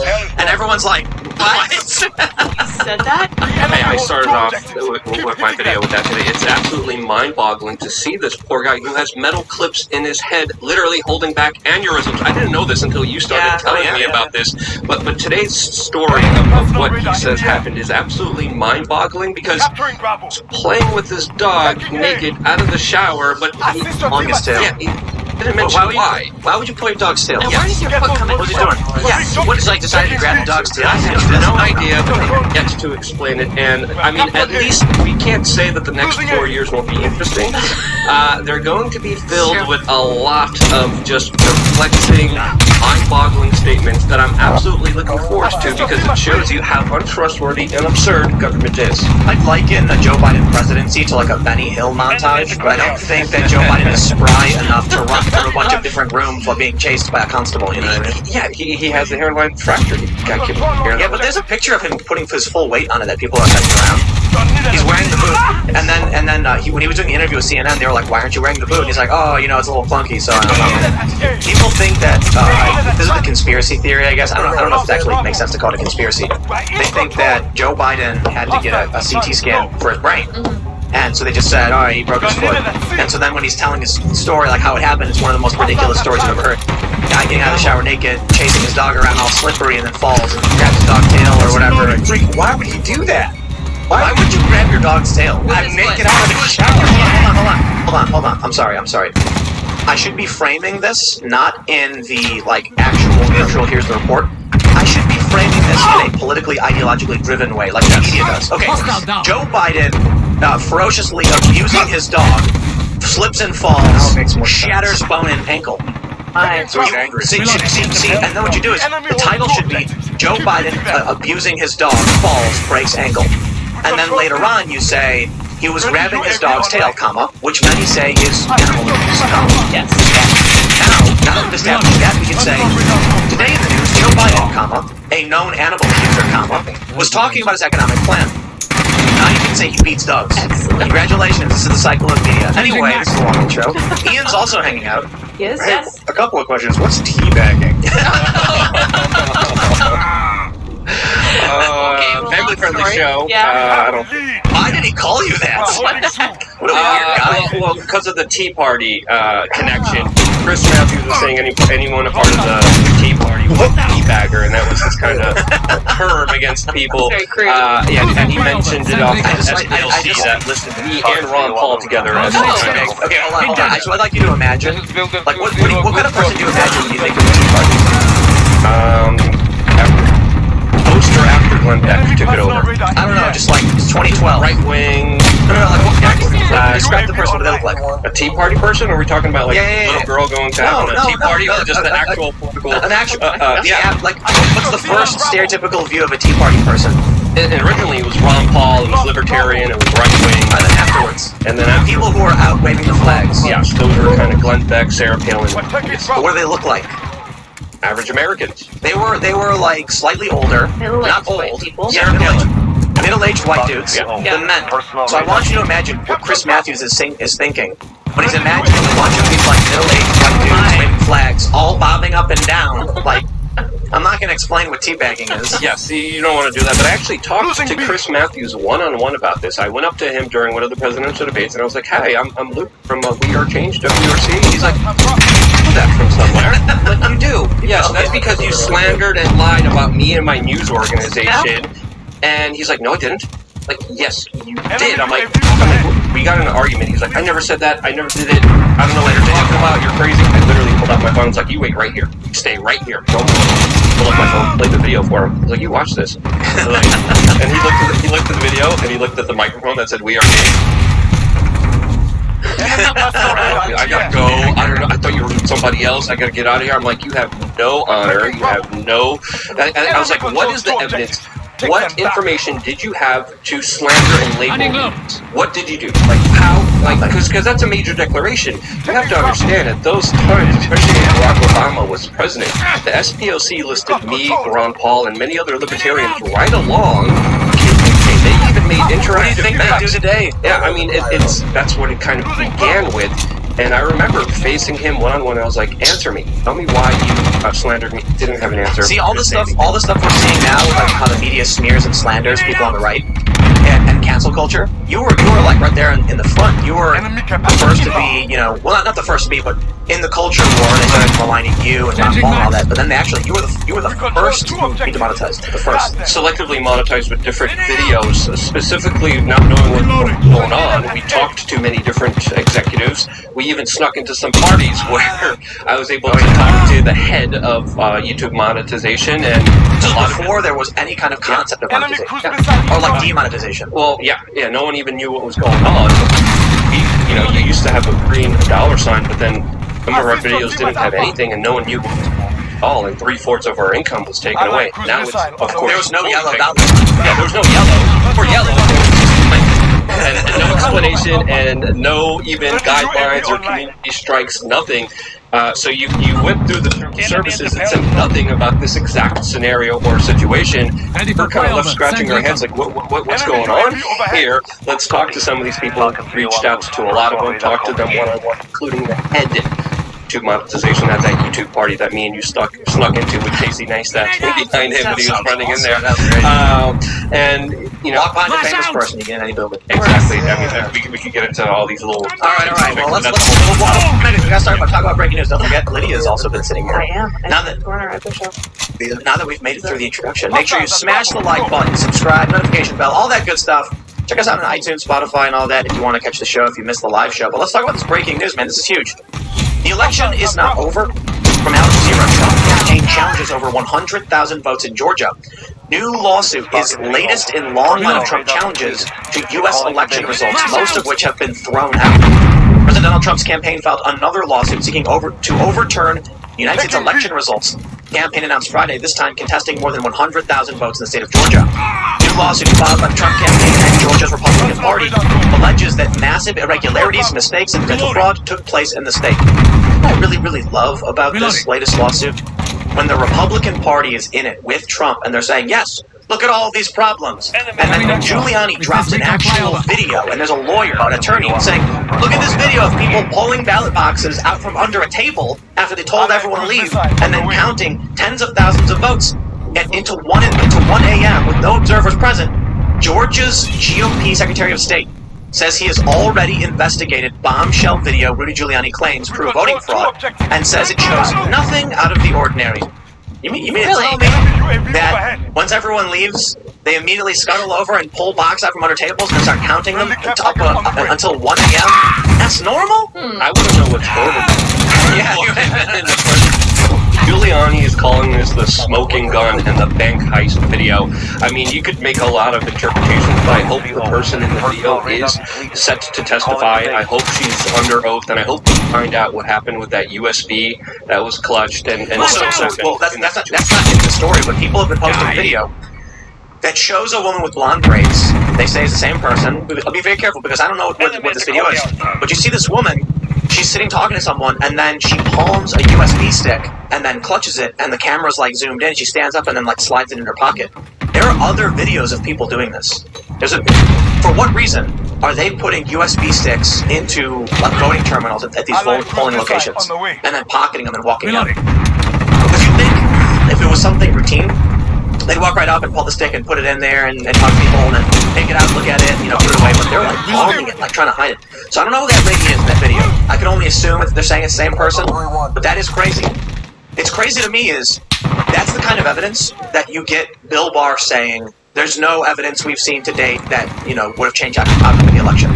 Yeah, watching someone stick a USB stick in a machine and pull it out isn't proof that the election was, flipped. But it is evidence that somebody broke the law. You just can't say they changed the result of the election. He also said so far. So we're still waiting.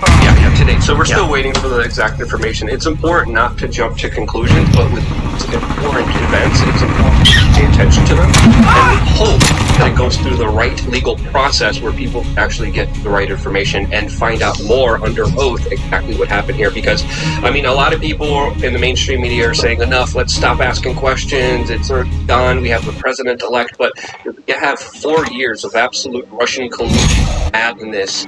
I think we could allow a few weeks to ask some serious questions about our elections, which, by the way, all the mainstream media pundits telling you to trust the election results were just telling you not to trust it months ago, especially John Oliver on his HBO show, who actually did a pretty good job about Dominion voting machines and the entire problem with electronic voting machines last year, and now he's denying it. Now he's saying, no. If you're questioning the elections, you're part of I think he said a fascistic government, or you're crazy if you're questioning this year's elections. I don't know his exact quote, so I don't want to misquote him, but he's on the complete other spectrum where he was a year ago, providing pretty good solid evidence, pretty good questions, pretty good evidence laid out in front of us, saying that there are some legitimate questions that should be asked about the integrity of our elections. I watched this video that they put out, where you can see them pulling out a box from under a table.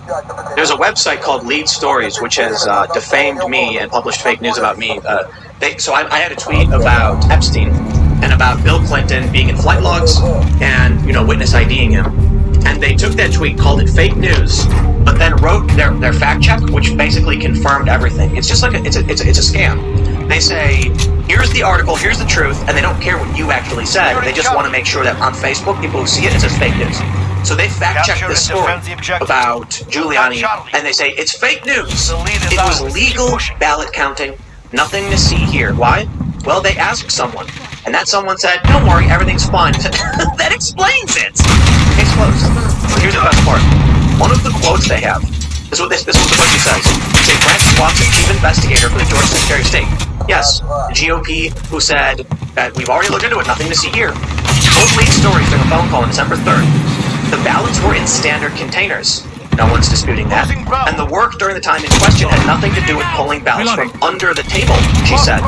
Quote, there wasn't a bin that had ballots in it under the table.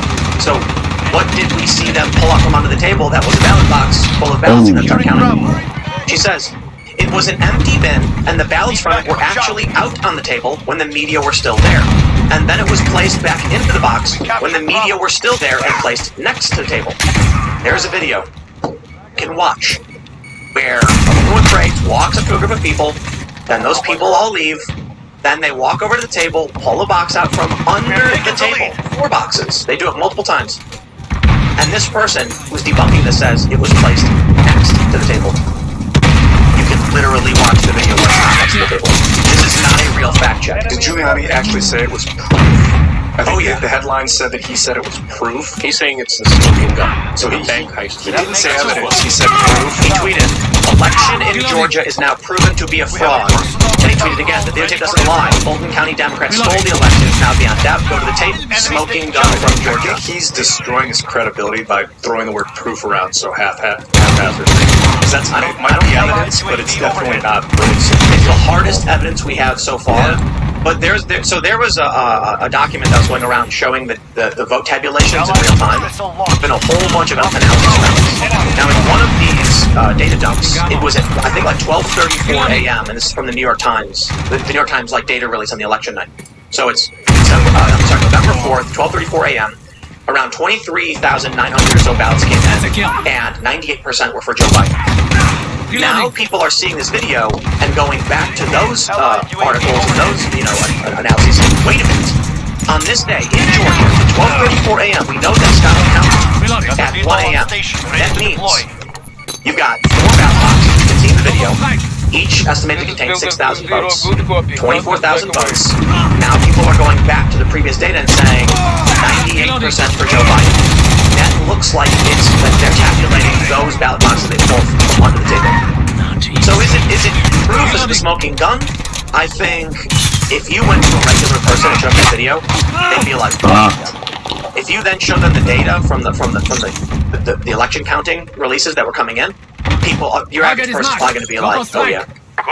So I'm not saying it's true. I'm just saying when it comes to these situations that are extremely political, it's to make something reasonable about. For me, I look at this and I'm like, how do you argue against it? What do you have to say? When they're like, oh no, it was next to the table. No, it wasn't. It was normal ballot counting. And why do we have two sworn affidavits from people saying they were told they had to leave and counting had stopped? Not only that, in Georgia, you know how they claimed that water main broke and they had to stop counting? On election, I remember this thing like a water main broke in Georgia, so they're sending everybody home. We also had a story where a guy apparently was on a leaky toilet. That's it. Like, what does that have to do with it? Why can't you count votes because of a leaky toilet? There's another story where a guy said in Georgia they told everyone they had to leave because counting was done. They're like, no, we're not leaving. So they drove a forklift that blocked the view so they couldn't actually see what's going on. It doesn't help your cause if you're trying to block people from seeing what you're doing, and it doesn't help your cause when you have a record of stealing elections, just like the DNC did against Bernie Sanders. So I still, no matter what, have to give the benefit of the doubt until we have their side of the story, their version of events. I'm still waiting until these court proceedings happen. I want to see more. I want to see everything, and I want to hear the counter argument we're seeing right now because I think we definitely deserve it. There's no real argument right now. Well, they're just look. That's why I pulled up the fact check. Yeah. When they publish a quote where it's like they looked into it and it said it was nothing, I'm like, that's. Look, I get it. That's not a response. I want the lady under oath explaining exactly what she was doing and every little thing, described in detail because we deserve that. Exactly. Coming out saying, trust me. No, I watched the video. They're liars. They're liars. They cheated Bernie Sanders out of the election. No, these are the Republicans. These are the Georgia Republicans. It's Raffensperger and Feinkamp. I'm talking about the larger picture of this whole election. And what we're seeing happening here, there's definitely a lot of anomalies that don't make sense. For sure, and I think it was wrong, especially in 2016 and now, but I do have to say, if you won't fight for yourself, why do you expect me to fight for you? He took it, he bent over, and he was like, yes, support Hillary, after everyone knew, including his own supporters, who were just shocked. Bernie Sanders in 2016, the millionaires and the billionaires in this country are exploiting the working class. And then he in 2020, no, outside of that, 2020 he goes, the millionaires in this country are supporting Joe Biden. When you say he got cheated out of the election, I know I've heard some stuff about what the DNC did. Yeah, when you look at Debbie Wasserman Schultz and the way that she was getting the electors during this election, you saw the rise in numbers. You saw there's a lot of different little tricks that were used during the primaries that a lot of people directly point the finger at the DNC head, Debbie Wasserman Schultz, which was she was fired. She essentially was ousted as the DNC chair and hired immediately after. Right there. And again, this is also the same person that looked at me and told me that there wasn't a deposition matrix. Disposition matrix. I keep messing it up. But again, when you look at they were feeding questions to the media so that Hillary had advantages in debates. There were leaked emails where they were basically talking about how they were doing everything in their power to help Hillary. And something about his Jewishness, right, in the leaked email. I don't remember any of that. But we do have some more serious information news pertaining to Georgia. This is from just last night. President Trump's attorneys asked Georgia legislature to overturn election, select own electors. They might do it. How do you think this is going to play out? This is what I really want to keep running on. Where do we go from here? Well, there's some things that could happen. For one, we get Pennsylvania, Michigan, and Georgia. If these 3 states, maybe Arizona, maybe Nevada, if their legislatures, which are controlled by Republicans, dispute the election and won't shut up about it, then by December, we're 4 days out.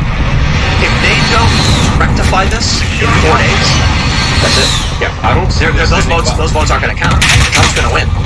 I'm not saying he's probably going to win. I'm not saying he's likely to. But I'm saying if the legislatures dispute this, it doesn't matter what the governors say because the Constitution is clear that the legislatures decide. If the state legislatures issue a statement to the Supreme Court, to the federal government saying, here's what we think, or just send their own slate of electors without even coming into session, then you're going to have, Pennsylvania has 40 electors instead of 20. And then what? Which ones do we count? I don't know. Democrats are going to be, we got to count the one that Joe Biden won. No, we dispute. You got to count the Trump ones. Hypothetically, if Donald Trump wins, I could really see people imploding. I could see people exploding in the amount of frustration. Their heads will explode, and then their quivering masses will start to slowly come together like the Terminator in Terminator 2. I will turn be into a watching giant Antifa rage monster. If it happens, I will be watching CNN intently. I never thought I would say that. But how do you see the rest of America responding to this? Because a lot of people are pointing to potentially even a bigger culprit. Look what they did. Look what they did in January 20th, 2016. 2017. Sorry, 2017. Yeah, I was there. Went around. We were both there, and they went around burning. They torched that immigrants. That poor working class immigrants limo. He had his own limo as a contractor. He would give people rides. They torched it. That was a very famous sight, as well as the garbage can that was on fire with the rest of the mainstream media around it. But it's because they're like, limousines are for the rich. It's some poor guy who leased it to run a business to drive people around. He's not rich. They don't care. So, look, man, I'll tell you this. If Trump does find a way to flip this, I'm boarding up my windows, man. And I'm in the middle of nowhere. Okay, I'm not really going to board up my windows, but I don't think you need to. Not out here. But we went to the armory the other day. Yeah, of course. That was awesome. Luke and we went there and bottom up. Yes, it's very important to be able to defend yourself and have the right to defend yourself. Oh, the armory. A lot of politicians have a lot of security guards with machine guns and guns around them, and they think that they could afford themselves protection, but you shouldn't have any protection at all, which is absolutely ridiculous. And I think one of the core strengths of the United States that makes it as special as it is right now is the ability of individuals to be able to arm themselves. The Second Amendment is extremely important, and I think we're heading down a very dangerous road, whether Donald Trump wins or whether Biden comes in and then tries to restrict that right, take away the right of individuals to defend themselves. I think it's going to be a very big clash point between Americans saying, no, this is absolutely not okay. We had on Destiny the other night, and I think one of the arguments he brought up is the perfect example of why Joe Biden thinks he's completely justified in stripping away your rights. When Destiny, he's a leftist, mentioned that we need a 2-month hard lockdown and the government should support people, I said, don't people have rights? His response, and this is something I've heard a lot from the left, is, do you have a right to drive your car drunk? And my response is, you don't need to drive your car drunk. You do need to make a living and work a job and run your business and pay your employees. Like, those are things you need to do. Yeah. Yeah, so that's completely different. Yeah, that argument is totally irrelevant. But think about how Democrats, that's how they think. They're like, you can't drive your car drunk, why would you go outside and get someone else sick? And it's like, because we have to live. But you need to eat, but you can't steal food if you can't afford it. You don't have the right to steal food if you don't have enough money for it. Well, what does that have to do with it? If you need to eat, but you don't have a right to steal. But we give people food. We have food banks. We have welfare cards. Yeah, not sometimes. We literally. Not everyone has access to that stuff. The objectives. Well, we must control the just saying it's a technicality, but like you can go to food banks, you can get EBT cards. I think every state has an electronic benefits system. So if you steal food, when you can go to the Department of Human Services and we have welfare programs, it's very different from getting drunk and driving your car. Not only that, you know what the penalty is for stealing food? Typically, slap on the wrist. Yeah. You know what the penalty is for driving drunk? Yeah, driving drunk is dangerous. Yeah, it's a felony. You can't drive anymore. You go to jail. You get an ankle bracelet. It depends on the state, of course. Some states are more severe than others. For sure. But there's more here. We got just. Oh, before we go on, I got evidence about this DNC trying to trash Bernie for being Jewish. Did you realize? Yeah, it's an email. This is from Politico, from the DNC CFO Brad Marshall, sending it out to a bunch of DNC people. And it said, it may... Well, don't read it verbatim if they're trashing. No, it's nothing can't say online, but it's cruel that they would do this. It may, no difference, it's a typo. For Kentucky and West Virginia, can we get someone to ask does he believe in a God? He had skated on saying he has a Jewish heritage. I think I read he's an atheist. This could make several points difference with my peeps. My Southern Baptist peeps would draw a big difference between a Jew and an atheist. Marshall wrote in a message to several DNC communication directors. So we have, there's a lot to talk about, right? So there's a reason why I highlight Georgia and Trump's attorneys asking Georgia's legislature to overturn the election and select their own electors, because we have this going on right now. Supreme Court again is asked to block Biden in Pennsylvania. Justice Alito has given, let me read it, they say, in a sign that the case... Okay, let me stop. This is Act 77. It is the no-excuse mail-in voting, the absentee expansion in Pennsylvania. Several Republicans brought the suit to the courts. The lead plaintiff, Mike Kelly, won his election. If they overturn or the judges rule this election was unconstitutional, he causes damage to his own career. That was noted by the judge. They're saying that no-excuse mail-in voting is a violation of the Constitution.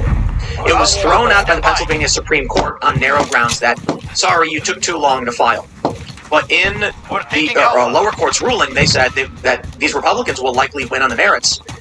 And what does that mean? I don't know. It could nullify Pennsylvania outright. Well, they've filed to the Supreme Court. And Alito, here's what they say. In a sign the case is likely too late to affect the election. Justice Samuel Alito ordered the state's lawyers to respond by December 9th, a day after what is known as the safe harbor deadline. That means that Congress cannot challenge any electors named by the state in accordance with state law. State law is irrelevant to the constitutional process. The Constitution says the legislature decides how the elections are run and who the electors are. Internally, the Supreme Court can complain about the legislature, but what the legislature says to the federal government in terms of their electors is an entirely different matter. More importantly, it's really interesting because I'm seeing two messages from the left. They're saying, if Alito, Supreme Court justice, has ordered the state to answer by the 9th, that's after the safe harbor provision, meaning they didn't bring the dispute in soon enough, therefore, the electors are certified, case closed, Biden wins. But that makes literally no sense. I actually have Congress.gov. It says December 8th through 20, the safe harbor deadline. The U.S. Code provides that if election results are contested in any state, and if the state, prior to election day, has enacted procedures to settle controversies or contests over the electors and electoral votes, and if these procedures have been applied, and the results have been determined 6 days before the electors' meetings, then these results are considered to be conclusive and will apply in the counting of the electoral votes. Okay, based on my reading of that, let's ask a few questions. They say, if results are contested in any state, all right, question: are there results contested in any state by official governing bodies? Yes, it seems like it. Yes. I'm just a newbie. Is it contested?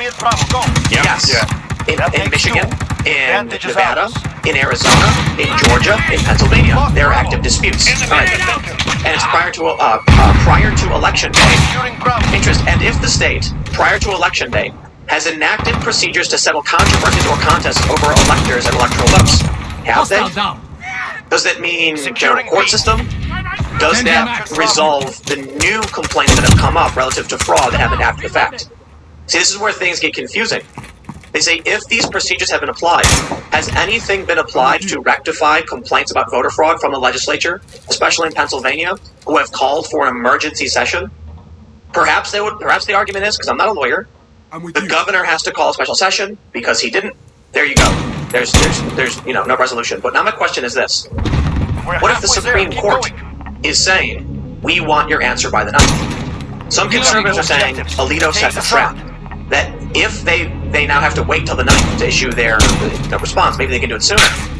If they do, then there is a dispute active, the Supreme Court requested a response, then wouldn't that just basically void those electoral college votes? That's the question here. Who knows? I mean, Trump really wants this to go to the Supreme Court because he knows He has the advantage there, and he has a lot of prior lawyers that were on the Bush team in the 2000 contested elections as well. I mean, that was contested all the way until December. So how is this going to unfold, especially if the votes aren't certified? If this goes to the Supreme Court, who's going to rule what? It's 2020. I think anything can happen.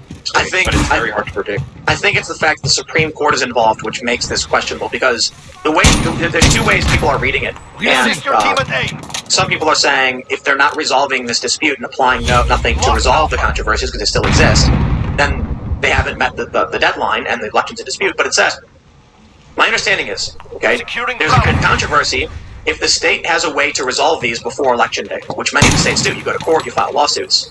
And if they've enacted procedures to do such, many of these things have gone to court and they've been thrown out or whatever, then it sounds like it's all resolved. But the Supreme Court steps in and says, this is actually escalating. And if they have to wait till the 9th, and the Supreme Court hasn't chosen to accept or dismiss, there's an active controversy in Pennsylvania. How could they then meet that deadline?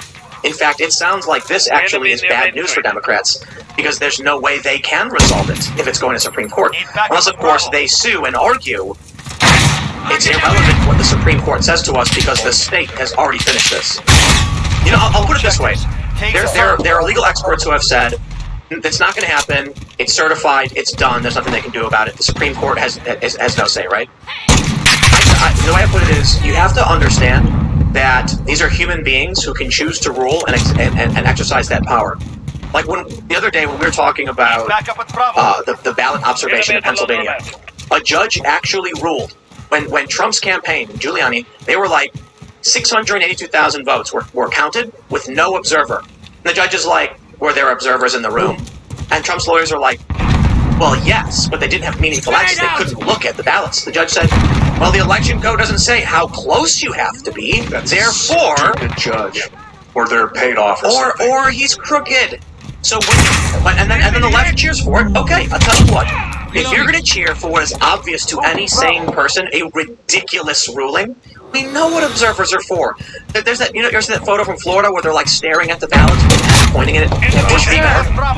They're there to observe and make sure that people are counting properly. For a judge to be like, well, they were in the room. The election code doesn't specify distance, so good to go. Other ones were picked out and not allowed. Right. So, you know. But as long as there's one, that is not what the intent of the law was. So I tell you, if they can do that, if they can rule that way and the left cheers for it, then I'll tell you this. If the Supreme Court takes this up, and then the 4 liberal justices, I include Roberts in that, versus the 5, and the 5 say, we don't care, we're the Supreme Court, here's our opinion, boom, it's done. That's it. And they can say, so that there's we got huge news, look at this, we got a letter, check this out. It's a huge letter. I think this was posted to, this is being shared around quite a bit. They say 76 members of the Pennsylvania General Assembly.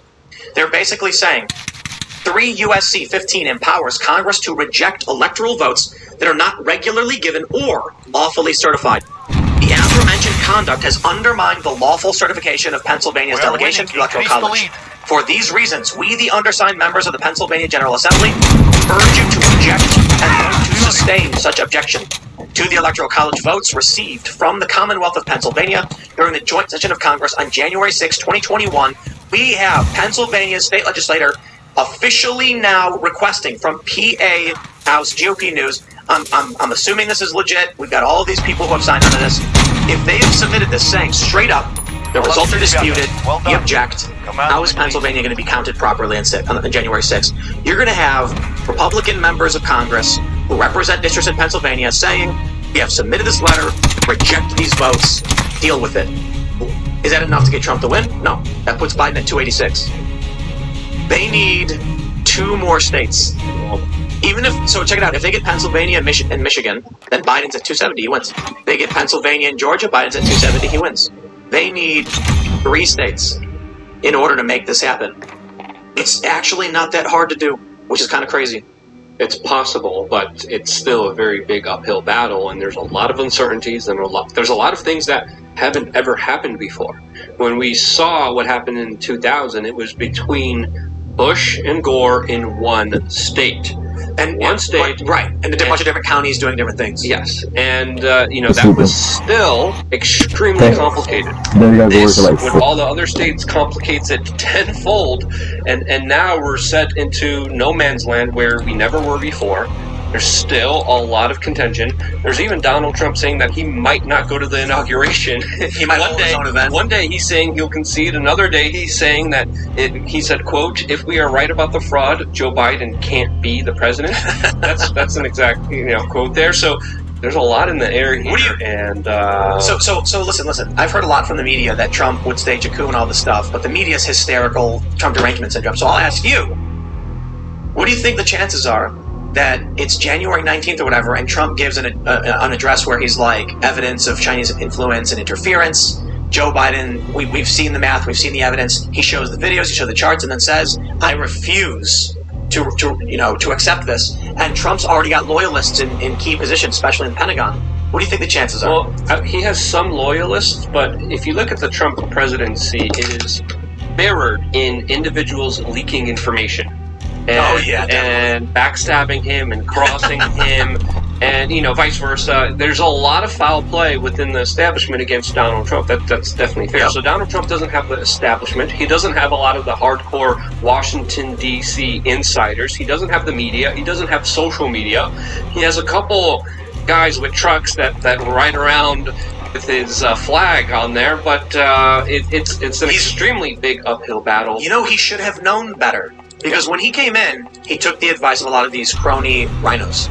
Yeah. And so they were like, yeah, but, you want Sessions for agent. You want Bolton. He brought out Henry Kissinger. He sat down with Henry Kissinger before he got elected. He congratulated the CIA. It was like he was going to play ball with him a little bit. Exactly. And then it was knives out, and they were all grinning. And Trump thought that he could come in and say, "Okay, I'll work with you guys, but we're going to do things my way." They're like, "Yeah, whatever you say, Trump." And they unsheathed those blades. And then it took Trump a couple of years to finally be like, "I really should have just fired everyone." Yeah. It's funny. It's funny. People say that he won't pardon Snowden or Assange because he's called them both, treasonous traitors, spies, and all that stuff. But there was a funny tweet where someone, I think Glenn Greenwald tweeted about it. And then someone said, "Why would Trump pardon them? He's repeatedly insulted them and called them, names." And then Glenn Greenwald said something to the effect of, "Maybe it's because these people have targeted the deep state intelligence agencies which attacked and harassed Trump for years, and now he will enjoy some comeuppance or some karma for these people." Yeah, I mean, he has the power to do it, but we also have to understand that it's because of the Trump administration why Julian Assange is where he is right now. It's because of his direct actions and his administration that Assange is in such a terrible place. But you know why? Snowden just tweeted out, "Don't pardon me, please pardon Assange, save his life." His life is on the line here. You know why Trump is doing it? And why Trump did what Obama wouldn't? Why? I think Trump wants to know who WikiLeaks sources are. That was the part of the deal, part of the bargain that allegedly happened between the Trump administration and Assange. That was public? That Assange, yeah. I mean, wasn't that public? I don't know. I remember reading articles about that and hearing there you go. About that specific story that Trump wanted to know who the source was for the DNC leaks, and if Assange gave it to him, Assange would be let go. If he didn't, he would feel the full brunt of the U.S. empire, and he did. And Julian Assange will not sacrifice his legacy and his organization. Yeah. And so Trump, you got to give him up to. You got to give it up to him. I mean, that's courageous. He's sitting in solitary confinement. Gave up his life because he wouldn't give up his source, and that's more integrity than an iota of what the mainstream. Yeah, they'll make a movie. They'll make movies. But you know what? The scary thing about it is the difficult question. If we did get the source for the DNC leaks officially on record from Assange, I think it would have been a game changer that would have reshaped the culture war and politics in this country, especially pertaining to Russiagate and where we are today with Ukrainegate, everything that happened, the impeachment. It would have, I believe. Are you referring to Seth Rich? No. Okay. So that's. I don't know where that all is, but I do know that you had someone from WikiLeaks say that they were handed the drive, right? Mm-hmm.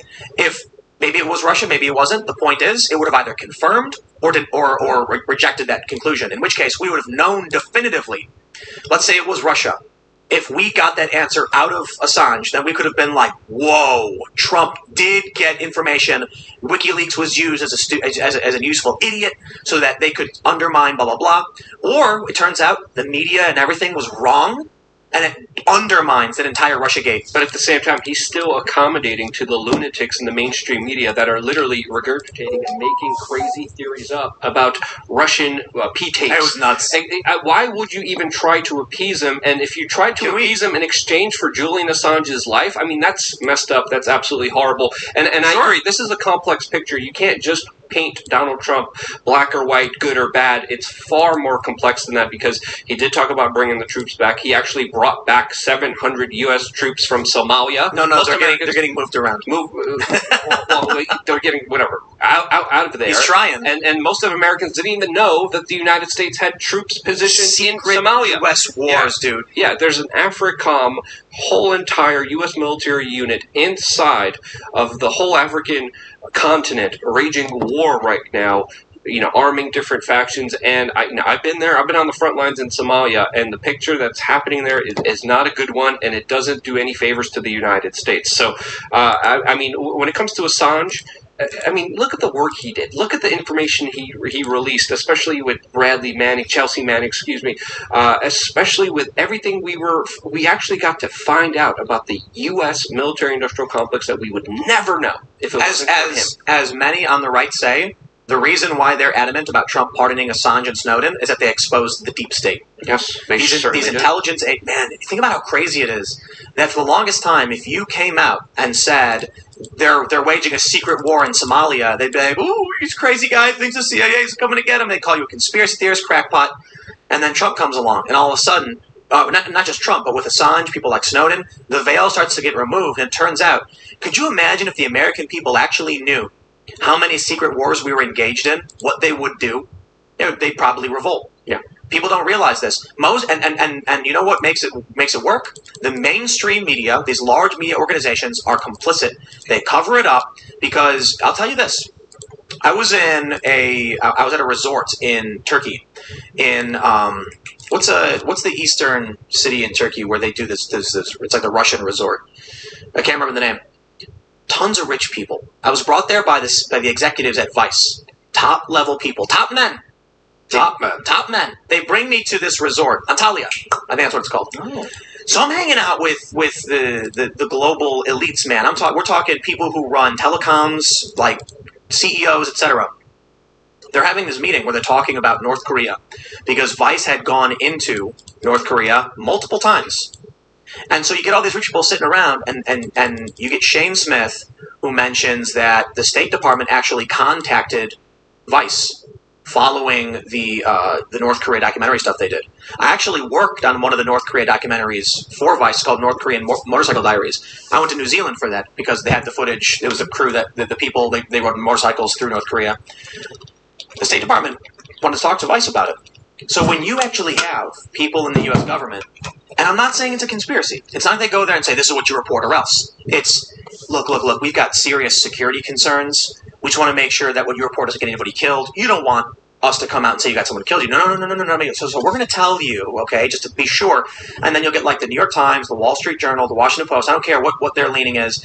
They're going to have a story, and it's going to be like, we uncovered something, and then they're going to get a phone call saying that will undermine national security, or they'll get a national security lever, and story's gone. Then Assange drops it right on the internet, and we can all watch it. Well, we have to understand that the system that you're describing gets overused and abused many times, as even regular stories that don't have any implications, don't put anyone's life on the line, are actually censored because they make the United States look bad. That has happened a lot, and we have found out because of Chelsea Manning's drop that one of the major allegations that the mainstream media was labeling against her was that she put American soldiers at lives. At the court proceedings, lives at risk. Yeah. That people were going to die because of these leaks. I was at the court proceedings where Chelsea Manning was at what was it? What's the specific military court called? Leavenworth? Oh, I don't know. There was a specific military procedure where she was being tried. I was there, and it came out that there was no one put at risk because of these leaks that were put out there. But she still was oddly punished by the Obama administration and then pardoned by the Obama administration. Look at it this way. Now Donald Trump hates her. Look at it this way. You've got a plan, and then some dude comes out and tells everyone what your plan is. You're going to be really, really angry, and that's it. And then the issue with Assange, Manning, with Snowden, Michael Flynn, with ISIS in Syria. Absolutely. Yeah, is that if we need to make an example of you, Michael Flynn's a really good example because I didn't realize that until you brought it up that Michael Flynn basically he snitched on exposed how Barack Obama was responsible for the rise of ISIS in the Middle East knowingly. He knew there was leaked documents that came out that showed exactly what was going to happen. It did. Radical fundamentalists were going to receive the money, the arms, the intelligence, the hardware, the trucks that were sent down there. This is why ISIS was riding around with Jim Bob's construction trucks from the United States, and everyone's like, "Wait, why do they have this?" There's a phone number on it from Michigan. Yes, they were running around with Humvees, U.S. military Humvees that they knew they were going to get in Iraq, and there's even leaked documents coming out how the U.S. military command knew that they were going to get control of all this hardware from the U.S. military, and they let it happen. And this is why they thought, or they claimed that Flynn was compromised by Russia. Because Syria was allies with Russia, and all the pieces come together. Exactly. But he came out and ratted on them, and that they got to make an example because they don't want anybody else to do it. So listen, you could commit a major felony, right? And they'll say, okay, yeah, sure, we're gonna lock you up and go through the system. But you slight the machine, and they are going to gut and they're going to eviscerate you and leave you hanging to dry as the public watches. Because now, you know what we're hearing? A judge just said in the pardon in the pardon of Michael Flynn that perhaps Sullivan could order that the pardon is too broad and try to nullify it. How psychotic is this? That is a supreme power granted to the president, okay? A lot of people have complaints about the pardon power. It exists for a reason. I actually read a great essay on I can't remember exactly what the breakdown was, but they say there's a very serious and important reason why the president has the ability to just pardon people when it comes to federal crimes. But if the president does, so be it. That's at least the rules for now. If you don't like the rules, you change the rules later with legislation. The fact that they're saying that Sullivan, who was blocking the fact that the DOJ was trying to let Flynn go, like the DOJ says we're going to drop this, we don't want to do it anymore, and then you get this judge saying, no, you can't do that. Then Trump says, I unequivocally pardon. Now there's one judge going, I don't know, that's a little broad. Sullivan could say no to that. How? He can't say, who's not the president? The president? So, I don't think anything's come of it, but man, are these people nuts. Yeah. So I'll tell you this. The reason why it is absolutely important, in my opinion, that we get resolution on all of what's going on with the election irregularity is because I often say we're sitting on a powder keg. The fuse is coming, and we're staring at it. That powder keg's about to go. January 6th is around the corner. January 20th is around the corner. And you got 74 million people saying, what is going on with this election? I don't trust it. More than that, probably. You got 30% of Democrats, according to a couple different polls, that think votes were stolen. So you've got people charged up and ready and angry.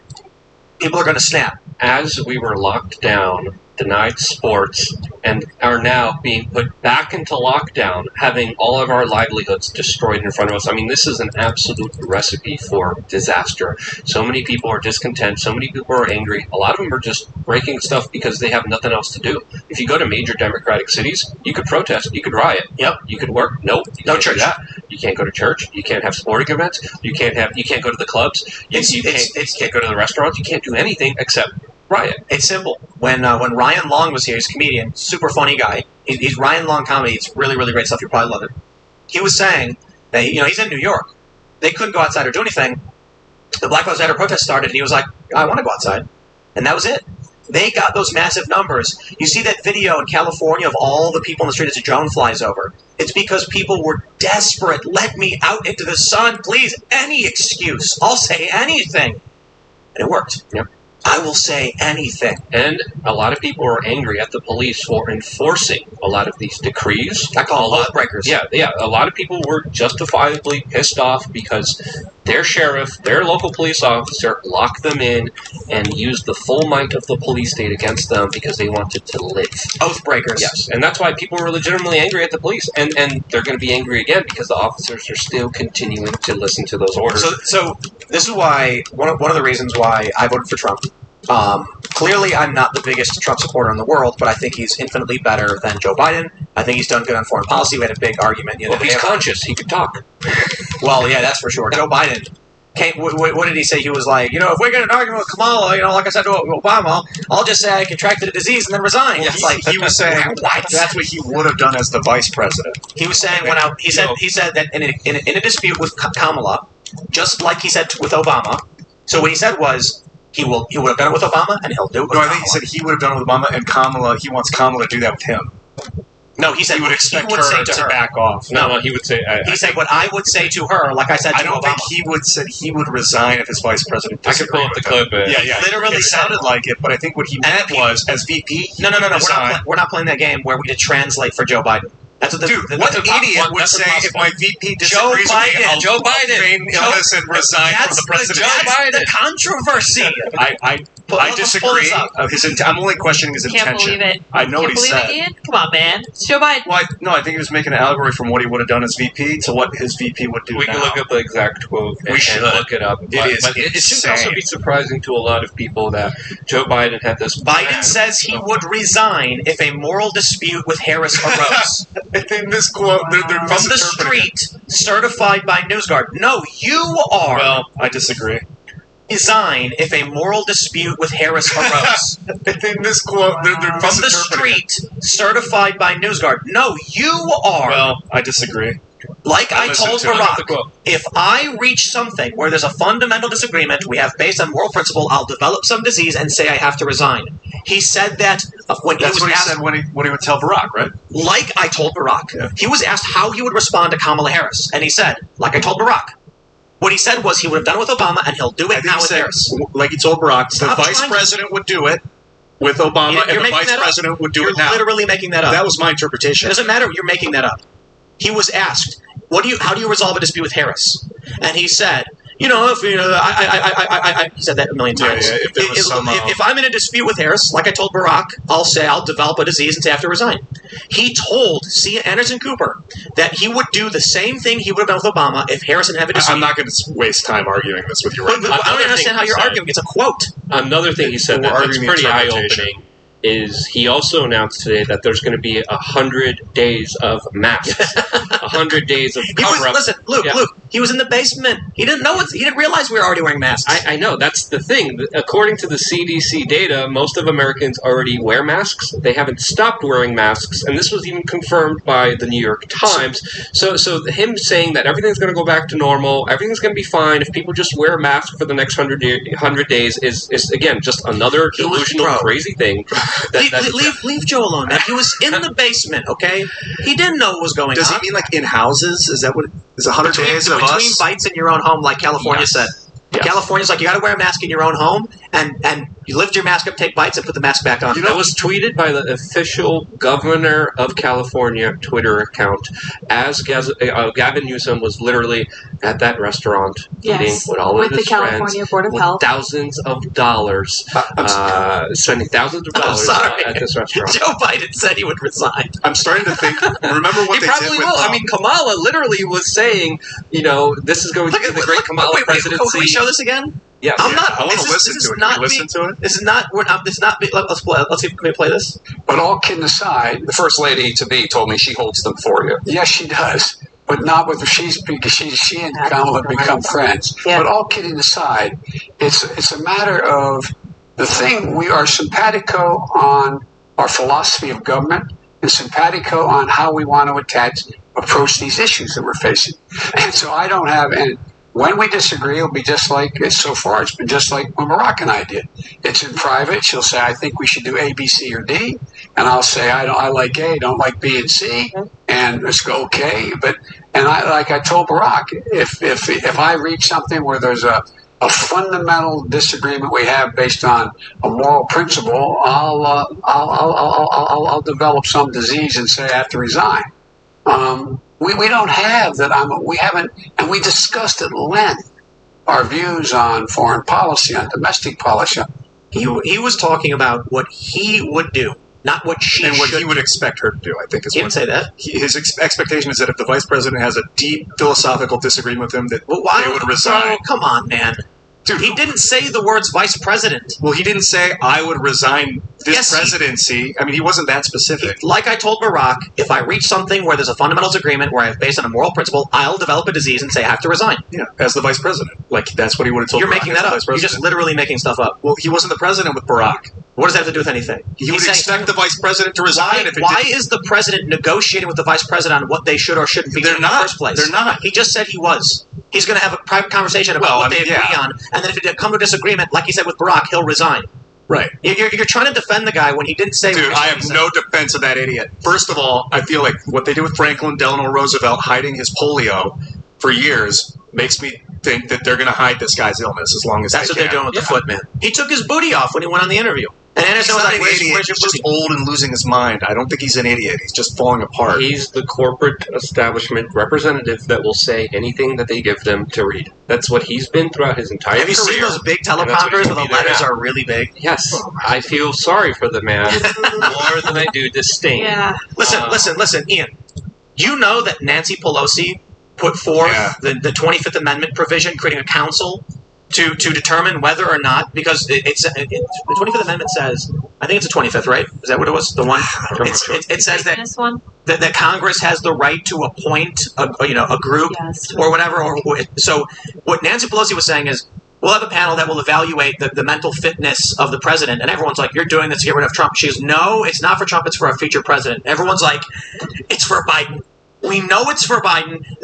Listen, everybody was questioning why Joe Biden. He's 78. He's the oldest president ever. There's no way he can run for a second term. And now we have a video coming out where he says, if I get into a dispute, I'll say I have some disease and resign. And everyone's like, we know! And in that, we know! You see Kamala there like, she's shaking her head now. He's back on track. He's back on track. It's like she's like got this look like she's waiting for him to go. She's smiling, thinking like, soon, soon. Oh. I will be. I tweeted, this is really funny. I tweeted when that story was breaking, it would kind of suck if the first female president was due to process and not vote. I stand by that opinion. I think it's true. I think if we want to have a female president, it's because the American people said this is the right person for the job, and not because somebody dies or is now infirm and needs to be removed. Yeah, that's not but all these social justice leftists started like rapping all over me and attacking me. I'm like, you think it's better that we get by mandate the first female president? Like that's bad historical precedent. And no one supported her in the primary. No one. She got no vote. She is an evil prosecutor. If you look at her police record, I mean, oh my goodness, it is deplorable. It is insane to see how many innocent people had their lives ruined because of Kamala Harris. Whether it was smoking marijuana, whether it was crimes that they didn't commit that she knew they didn't commit, she still put them in jail. Threatening impoverished single mothers with prison time because their truant sons were missing. Yes, didn't go to school because if their children didn't show up at school, parents would literally face legal repercussions that they had to fight in court that led to devastating effects on family members. I'm sorry. Can we just think about this for a second? So when I was a kid, we have curfew in Chicago. If you're under the age of 17, cops can literally just take you and bring you to your home, and then someone has to sign for you. And I thought that was always crazy that they have something like that. But think about it this way. Truancy laws are literally saying your children must be institutionalized as we see, otherwise you go to prison. When did we cross that line? That the state can, by mandate, institutionalize your children. In California, with Kamala Harris and her new proposition. Absolutely. And now also today with a 10 p.m. lockdown of 8.5 million people, which is happening in California right now. Welcome because somehow you won't get the COVID virus if it's 9:59. Ladies and gentlemen, pull out your bingo cards and get ready to check off the box that says, welcome to the nightmare dystopia. Yes. 8.5 million people are being ordered to stay home ahead of a California statewide orders. 10,000 people hospitalized, 22,000 daily cases are recorded, 145 deaths in 24 hours. This is in the Bay Area, and it is just expected to escalate. But I must stop. There is some good news. California sheriffs have come out saying, F you. Oh, good. We're not going to do it. Ain't going to happen. Love to hear it. How do you break your oath to the Constitution? Surprisingly, there are a lot of cops who do. Some sheriffs, but not all the sheriffs. There still will be a lot of pointless, ignorant police officers that don't have a backbone, that don't have a soul, that will enforce these orders with the full might of the police state. And one thing we have to understand here, people changed their lifestyles, they lost their jobs, they lost their businesses, they lost their freedoms, their kids can't go to school anymore. They eviscerated and destroyed the working class and any prosperity, any ability of freedom for people to have because of a lockdown. And now it pretty much didn't work, but they're telling us to lock down again. Do you know what a quarantine is? Quarantine is the closing in of sick people and preventing sick people from spreading. So what do you call it when instead of doing that, they lock everyone in their martial homes? law? It's essentially martial law. Now let's play a game. Michael Flynn recently tweeted out the We the People convention, calling on Donald Trump to invoke extreme wartime powers, essentially declaring a light martial law, having a new election. And we saw Lynn Wood, we saw Sidney Powell, we saw many Trump supporters echo this, and the collective screeching from the left. It's happening! There's memes going around. It's the political compass, right? And you've got the authoritarian left, the libertarian left, and the libertarian right, and they all have shocked and scared faces. And then you have this, like, really doofy-looking guy with a MAGA hat saying, martial law good. And then in the middle it says, Michael Flynn calls for martial law. And on the libertarian left side is an Antifa-looking guy with a bunch of guns saying, we told you so. And I think this is really, really funny because they have been enforcing martial law on this country for a year and you supported it, and now you're mad that people are saying, hey, Donald Trump needs to stop this and something must be done about it. Yep. And they voted for it, and we're going to have a lot more of it with a Joe Biden presidency. And I'm still shocked how last year we literally went from storm Area 51, they can't stop us all, to right now, let's have Christmas and Thanksgiving together.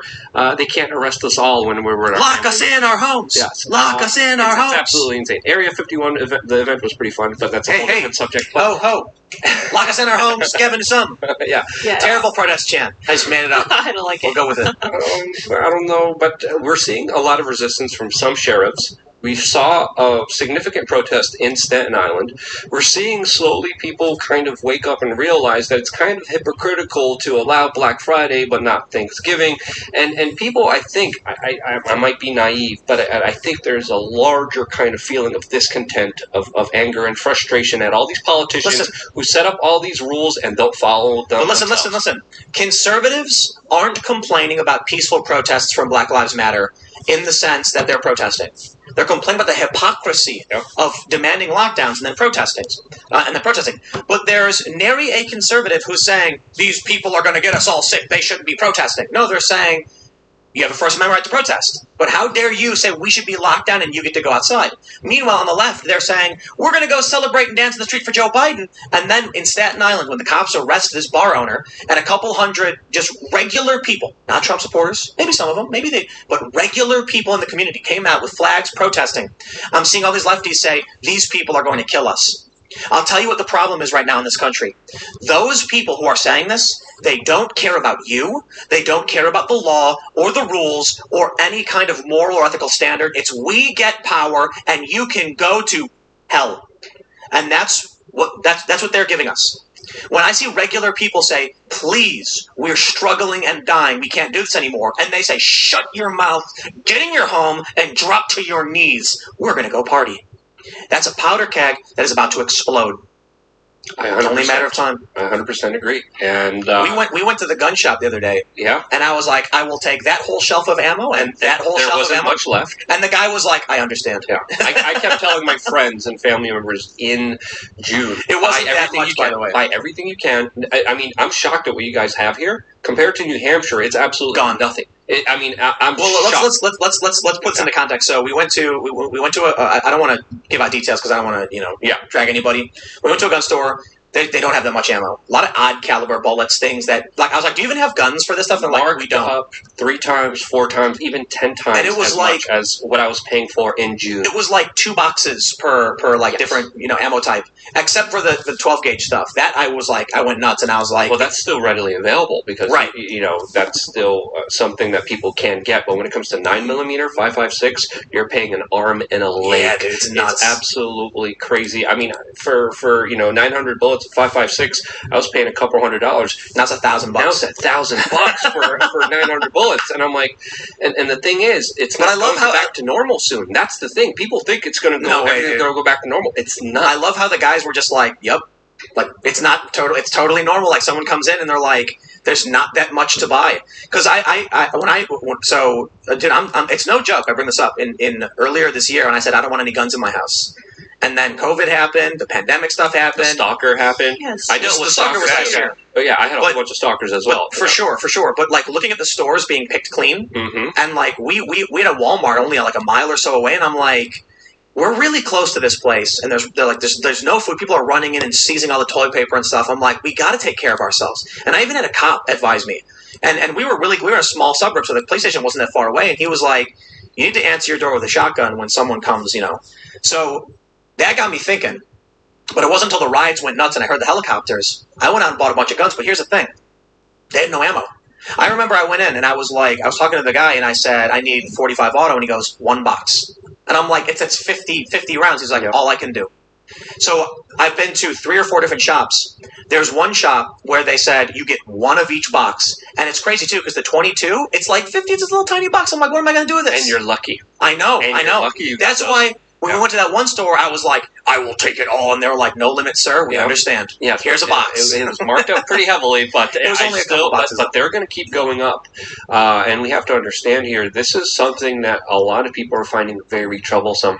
I mean, even from like an investment point of view, if you bought bullets and firearms in June and July, you could sell it. You could make a crap ton of money just on that initial investment. And some people legitimately are. But there's a lack of a lot of this stuff because people are buying it whenever they can because they know either 1, something major is going to happen, 2, they know that there's going to be an administration that's going to try to take it away from people. Remember the story about the red flag laws when they started coming out, where someone could basically report you as being unwell, and the cops show up to your house and say, "We're seizing your guns." There was a story. I think it was Baltimore. Some guy gets cops show up to his house. They says, you know, who is it? They say, we're the police. He opens up and they say, we're here to take your guns. And he says, not a chance. Cops fight with him. Cops shoot and kill him. Yep. There are people who will absolutely say no to the police who try to violate the Constitution. Now, that's scary. I understand it for sure. What's scary about it is we are dangerously close when we know for a fact these states are violating the Constitution. Why? Because the Supreme Court's already ruled in states like Michigan and Pennsylvania, and then states like California are still doing it. Or when the Supreme Court sides with religious institutions under the First Amendment. Did you read, I think it was Gorsuch, his opinion? There's no version of reality where you can have tanning salons and liquor stores remain open, but people can't go to church.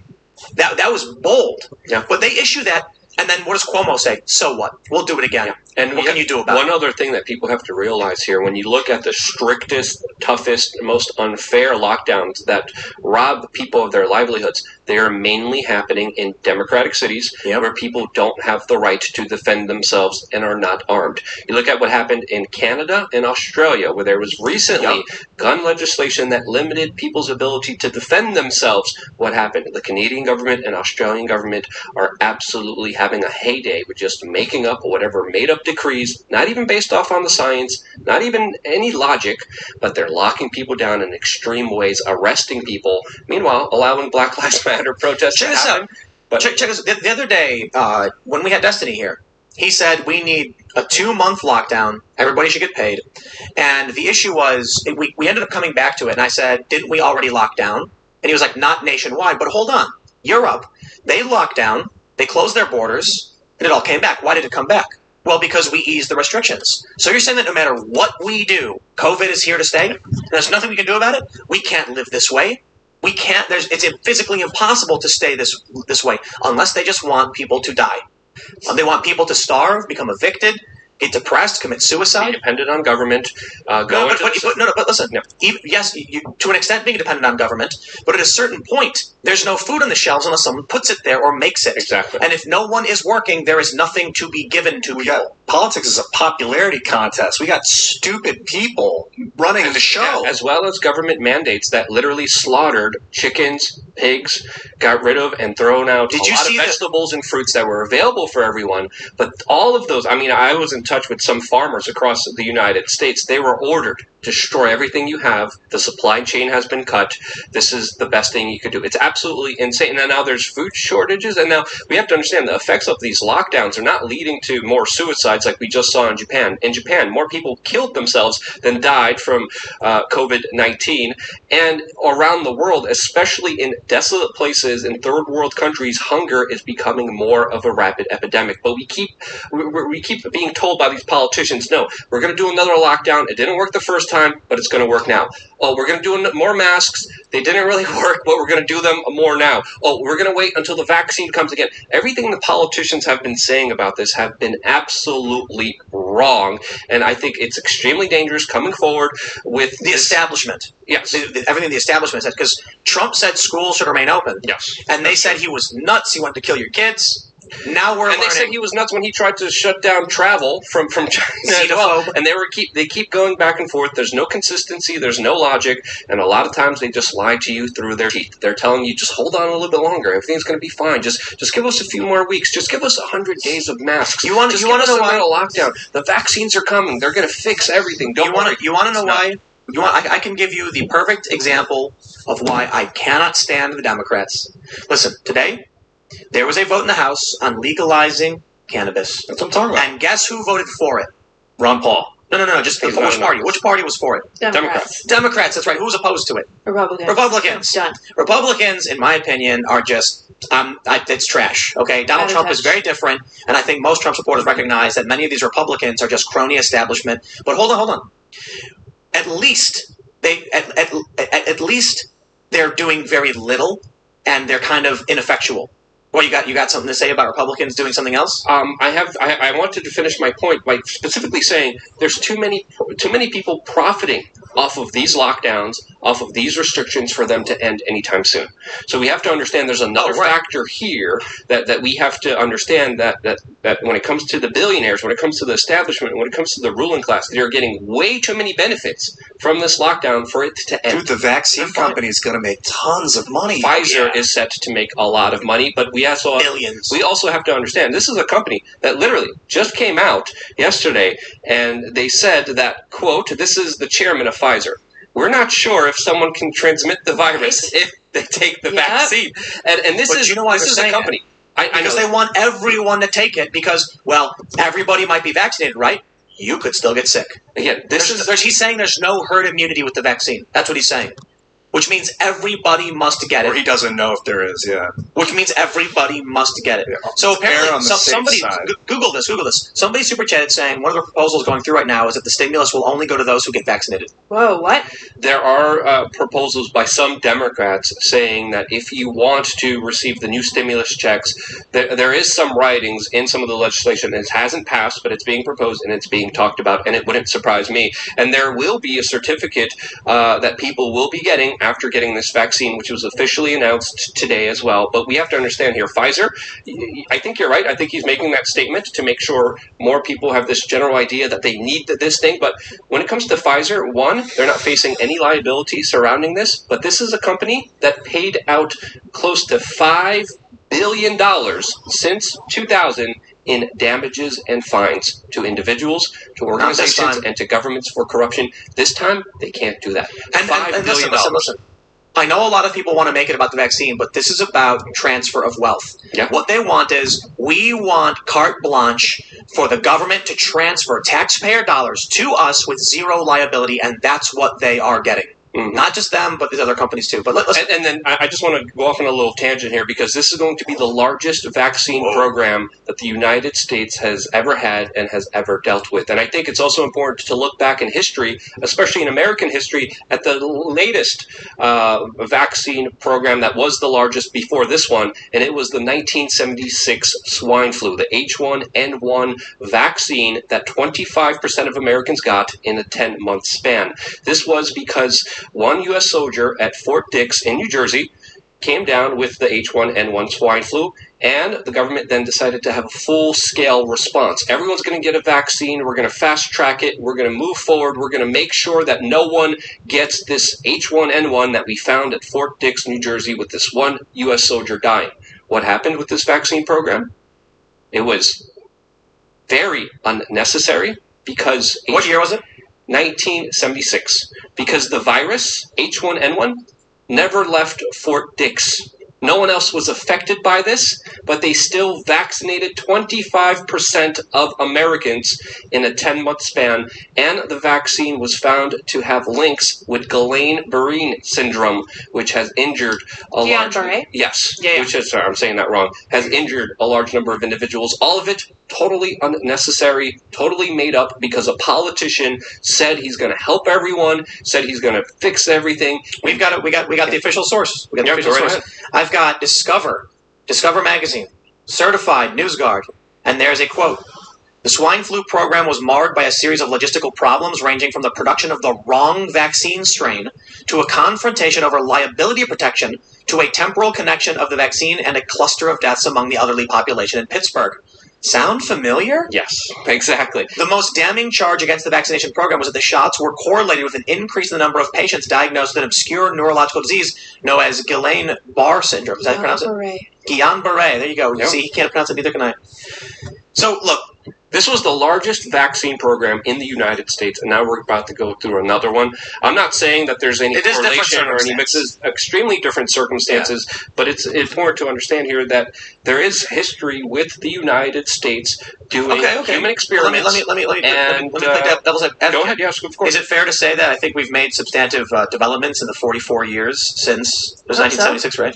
There have been many important developments with Big Pharma that has helped a lot of people. There's no denying that.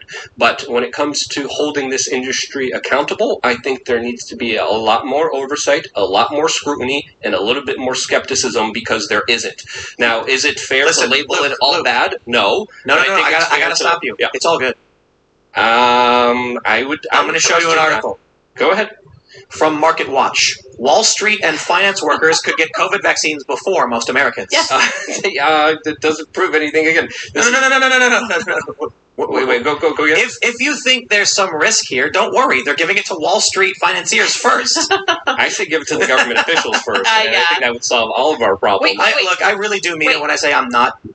Obama, Bush, and some other person are lined up to get the vaccine. So Bill Clinton, the guy who said he didn't have relations with that woman, Barack Obama, who drank the water from Flint, right? And the guy who told us that there was weapons of mass destruction are now going to tell me that they're taking this shot that we don't know what it is. I hope it doesn't work. Again, one thing that we have to understand here is, again, we can't just paint everything black and white. We can't just say everything's good and bad. There is important middle ground. There is gray zones that we need to look into, that we need to consider. But I do truly believe that we are aware of all the positive sides, but not of the negative sides. And people need to be aware. The United States has a long history of going after human beings that didn't know what was happening and experimenting with them with medical procedures. I could list off a few I have here, and I want to. Tuskegee experiments? Tuskegee for sure. Can I get into this list? I mean, we have the CIA LSD experiments that led to people dying. That was covered up.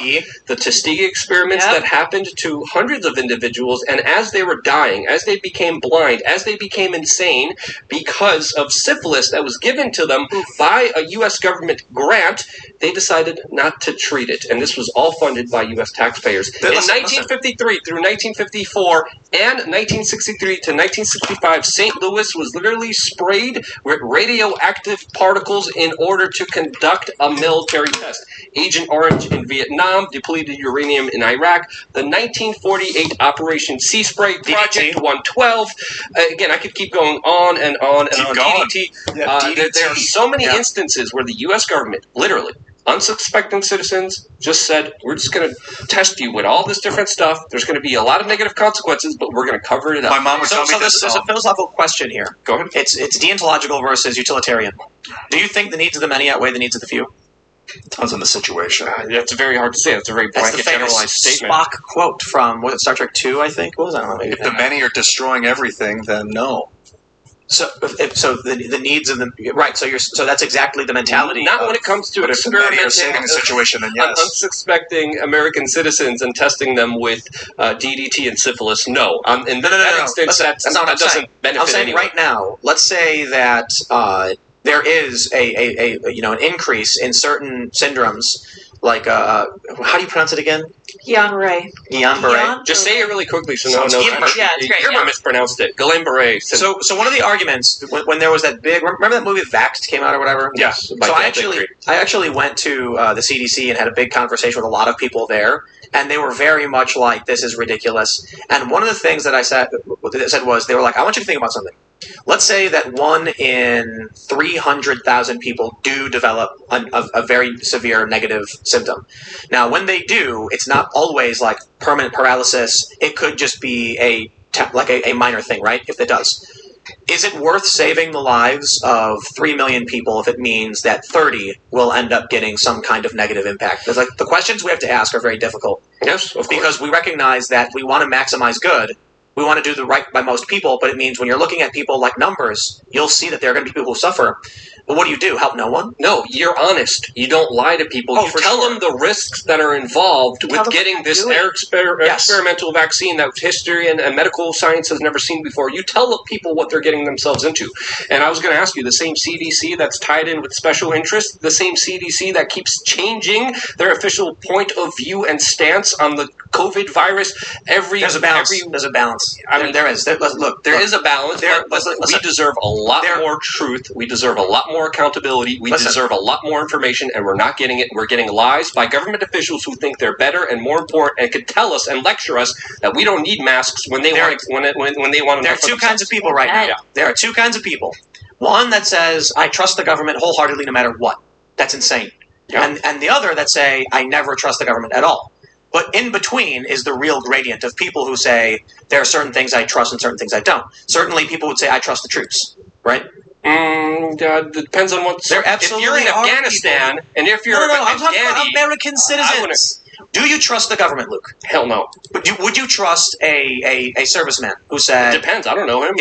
If there was a guy, and you pull up in your car, and he stops you and says, there's a raging wildfire ahead, please don't go down that way, we're trying to get it secure, we're saving lives, would you trust him? It depends on the circumstance and situation. I would actually try to fact check it There's myself. Smoke coming up, and he says, stop. If you go there, you'll die. We can't let you do this. Am I escaping other government agents that want to throw me into FEMA camps? Listen. Is he wearing a badge? What I'm saying is, at the end of the day, everybody chooses who and what they trust. Of course. And there are some people that say to all those things, yes, they happened because the government in the United States has done horrifying things, and many on the left protest a lot of these things. But not anymore. Protesting. Right, it goes back and forth. Yeah.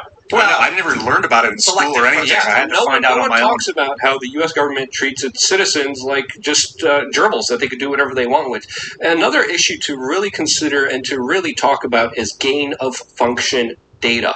When we're looking at the studies that happen with scientists and the military coming together saying, let's weaponize this virus as much as we can. Let's see how deadly we can make it for absolutely no reason at all. Let's finance this research. Let's make sure it happens in Wuhan. Let's make sure we study this crazy pathogen and let's bring them all together. Let's be mad scientists. Let's create a virus that could destroy the world. Why?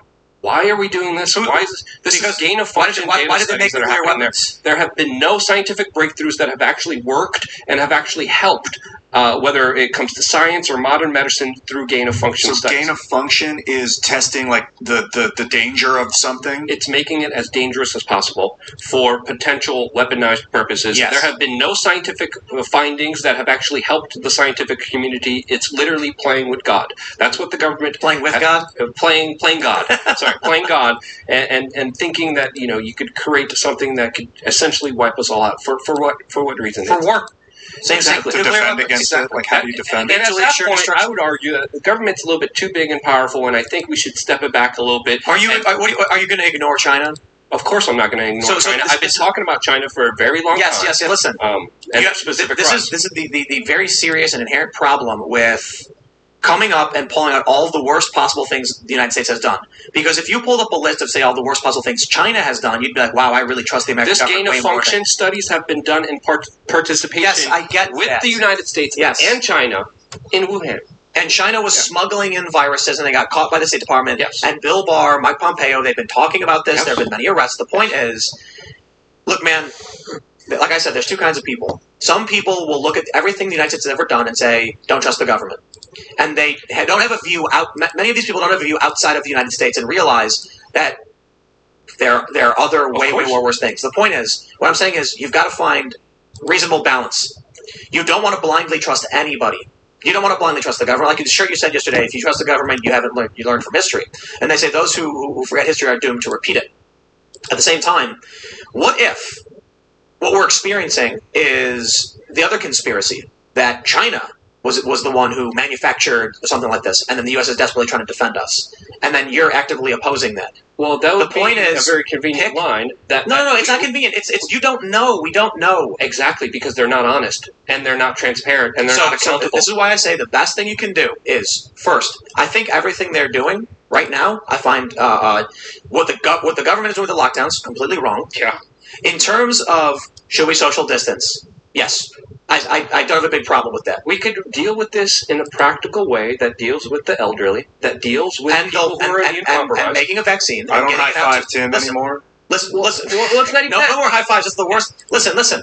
They're not coming out and giving you the vaccine. You can't actually get it. We don't know that yet. No, we do see what's happening in Canada. You've seen the chief medical officer in Ontario just announced that if someone refuses to take the vaccine, the COVID-19 vaccine, they won't have freedom to move around. That's what I'm saying today by an official government that has disarmed their public. I am not a fan of mandated medication by anybody.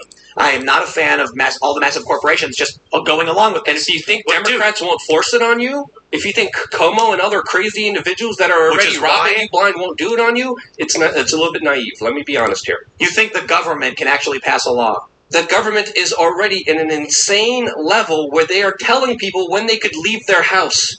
The government is already telling people that they can't drive their car by themselves. That's an issue. They're telling their people that they can't even have a paddle board in the middle of the ocean by themselves.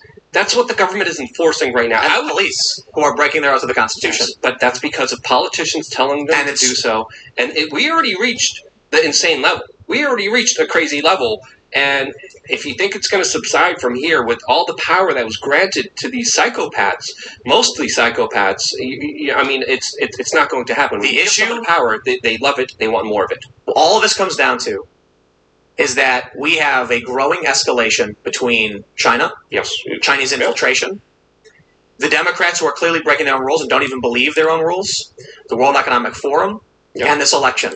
And this is the point I'm making about the explosive powder keg we are sitting on. Because you can talk about all this stuff, and you know why it's so frustrating? You have no answer to any of this. I do. No, what's your answer? Make memes. Start your own farm. That won't change anything. When you come out and say no to the U.S. government and then open the door to China. Depends. No, you don't have to open the door to China. You have to be aware of both of these issues. You have to be aware of China on the geopolitical world stage and how they want to be the predominant world power. That is a big threat. I have acknowledged it. We have talked about it extensively. I 100% agree. So what do you do here in the United States to deal with that? No, you've been living this. What have you been doing? What do you do right now? What do you do right now to deal with that? Become self-sufficient, right? As I have. You learn how to farm. You learn how to defend yourself. You learn how to use firearms, which I've been doing at extreme levels this entire year. You learn how to defend yourself and to live outside of any government control, any government influence. How will that allow a cohesive, strategic response to what we're seeing from China? Well, we're not going to have a cohesive response right now with the Biden presidency that's giving China what they want. Completely agree. I believe Biden is the capitulation to China. I think what the Democrats are doing is detestable because they're clearly not following their own lockdown rules. So the issue is, how do we actually deal with it when instead, listen, there's no good answer other than the keg is going to explode, and everybody has a different opinion on what they think must be done. Okay, so right now you've got people. What do you think must be done? I agree with you on the self-sufficiency part, buying the ammo, learning how to take care of yourself, being responsible for yourself, and I've often felt that way for most part of my life. Right now we're entering a period where I've repeatedly said, and quoting a ton of other people, we are either off the cliff in terms of polarization. The CEO of Axios said the United States is decoupling. It is to the point where you bring the stuff up with the vaccine. First and foremost, you can mention swine flu stuff. I can pull this up. I totally recognize all of this, but I think most people are going to be completely fine because they're rolling it out through the elderly, first the people who've gotten the placebos, then the medical workers, then the most vulnerable people who are at risk of dying either way. Yes. But we have to understand there's another conundrum here that a lot of people aren't realizing. What's happening in China? China right now is being totally unaffected by this. Yep. So is Well, Africa. all the news we're getting out of China is from the Chinese government. So, well, at the same time, we're getting images of thousands of people without a mask inside we got footage of the Uyghur Muslim camps. Yeah, we get footage out of China. But what happened? What's going on in Africa? Africa is not being as devastated by this sickness as the rest of the world. There's something that absolutely just doesn't make sense. That's not necessarily true, man. They eat no, sugar indoctrinated that's like not sick necessarily country. true. No one is going there and tracking any of this. There's no great big hospitals writing all the numbers down. Now, I did a segment on the Johns Hopkins University newsletter that said this reporter, her name is Dr. I believe Briand, that when she looked at the year-over-year data, she doesn't see a major spike, and said she believed that heart disease deaths were down and COVID deaths were up, leading to what she believed was an over-exaggeration. But still, a lot of people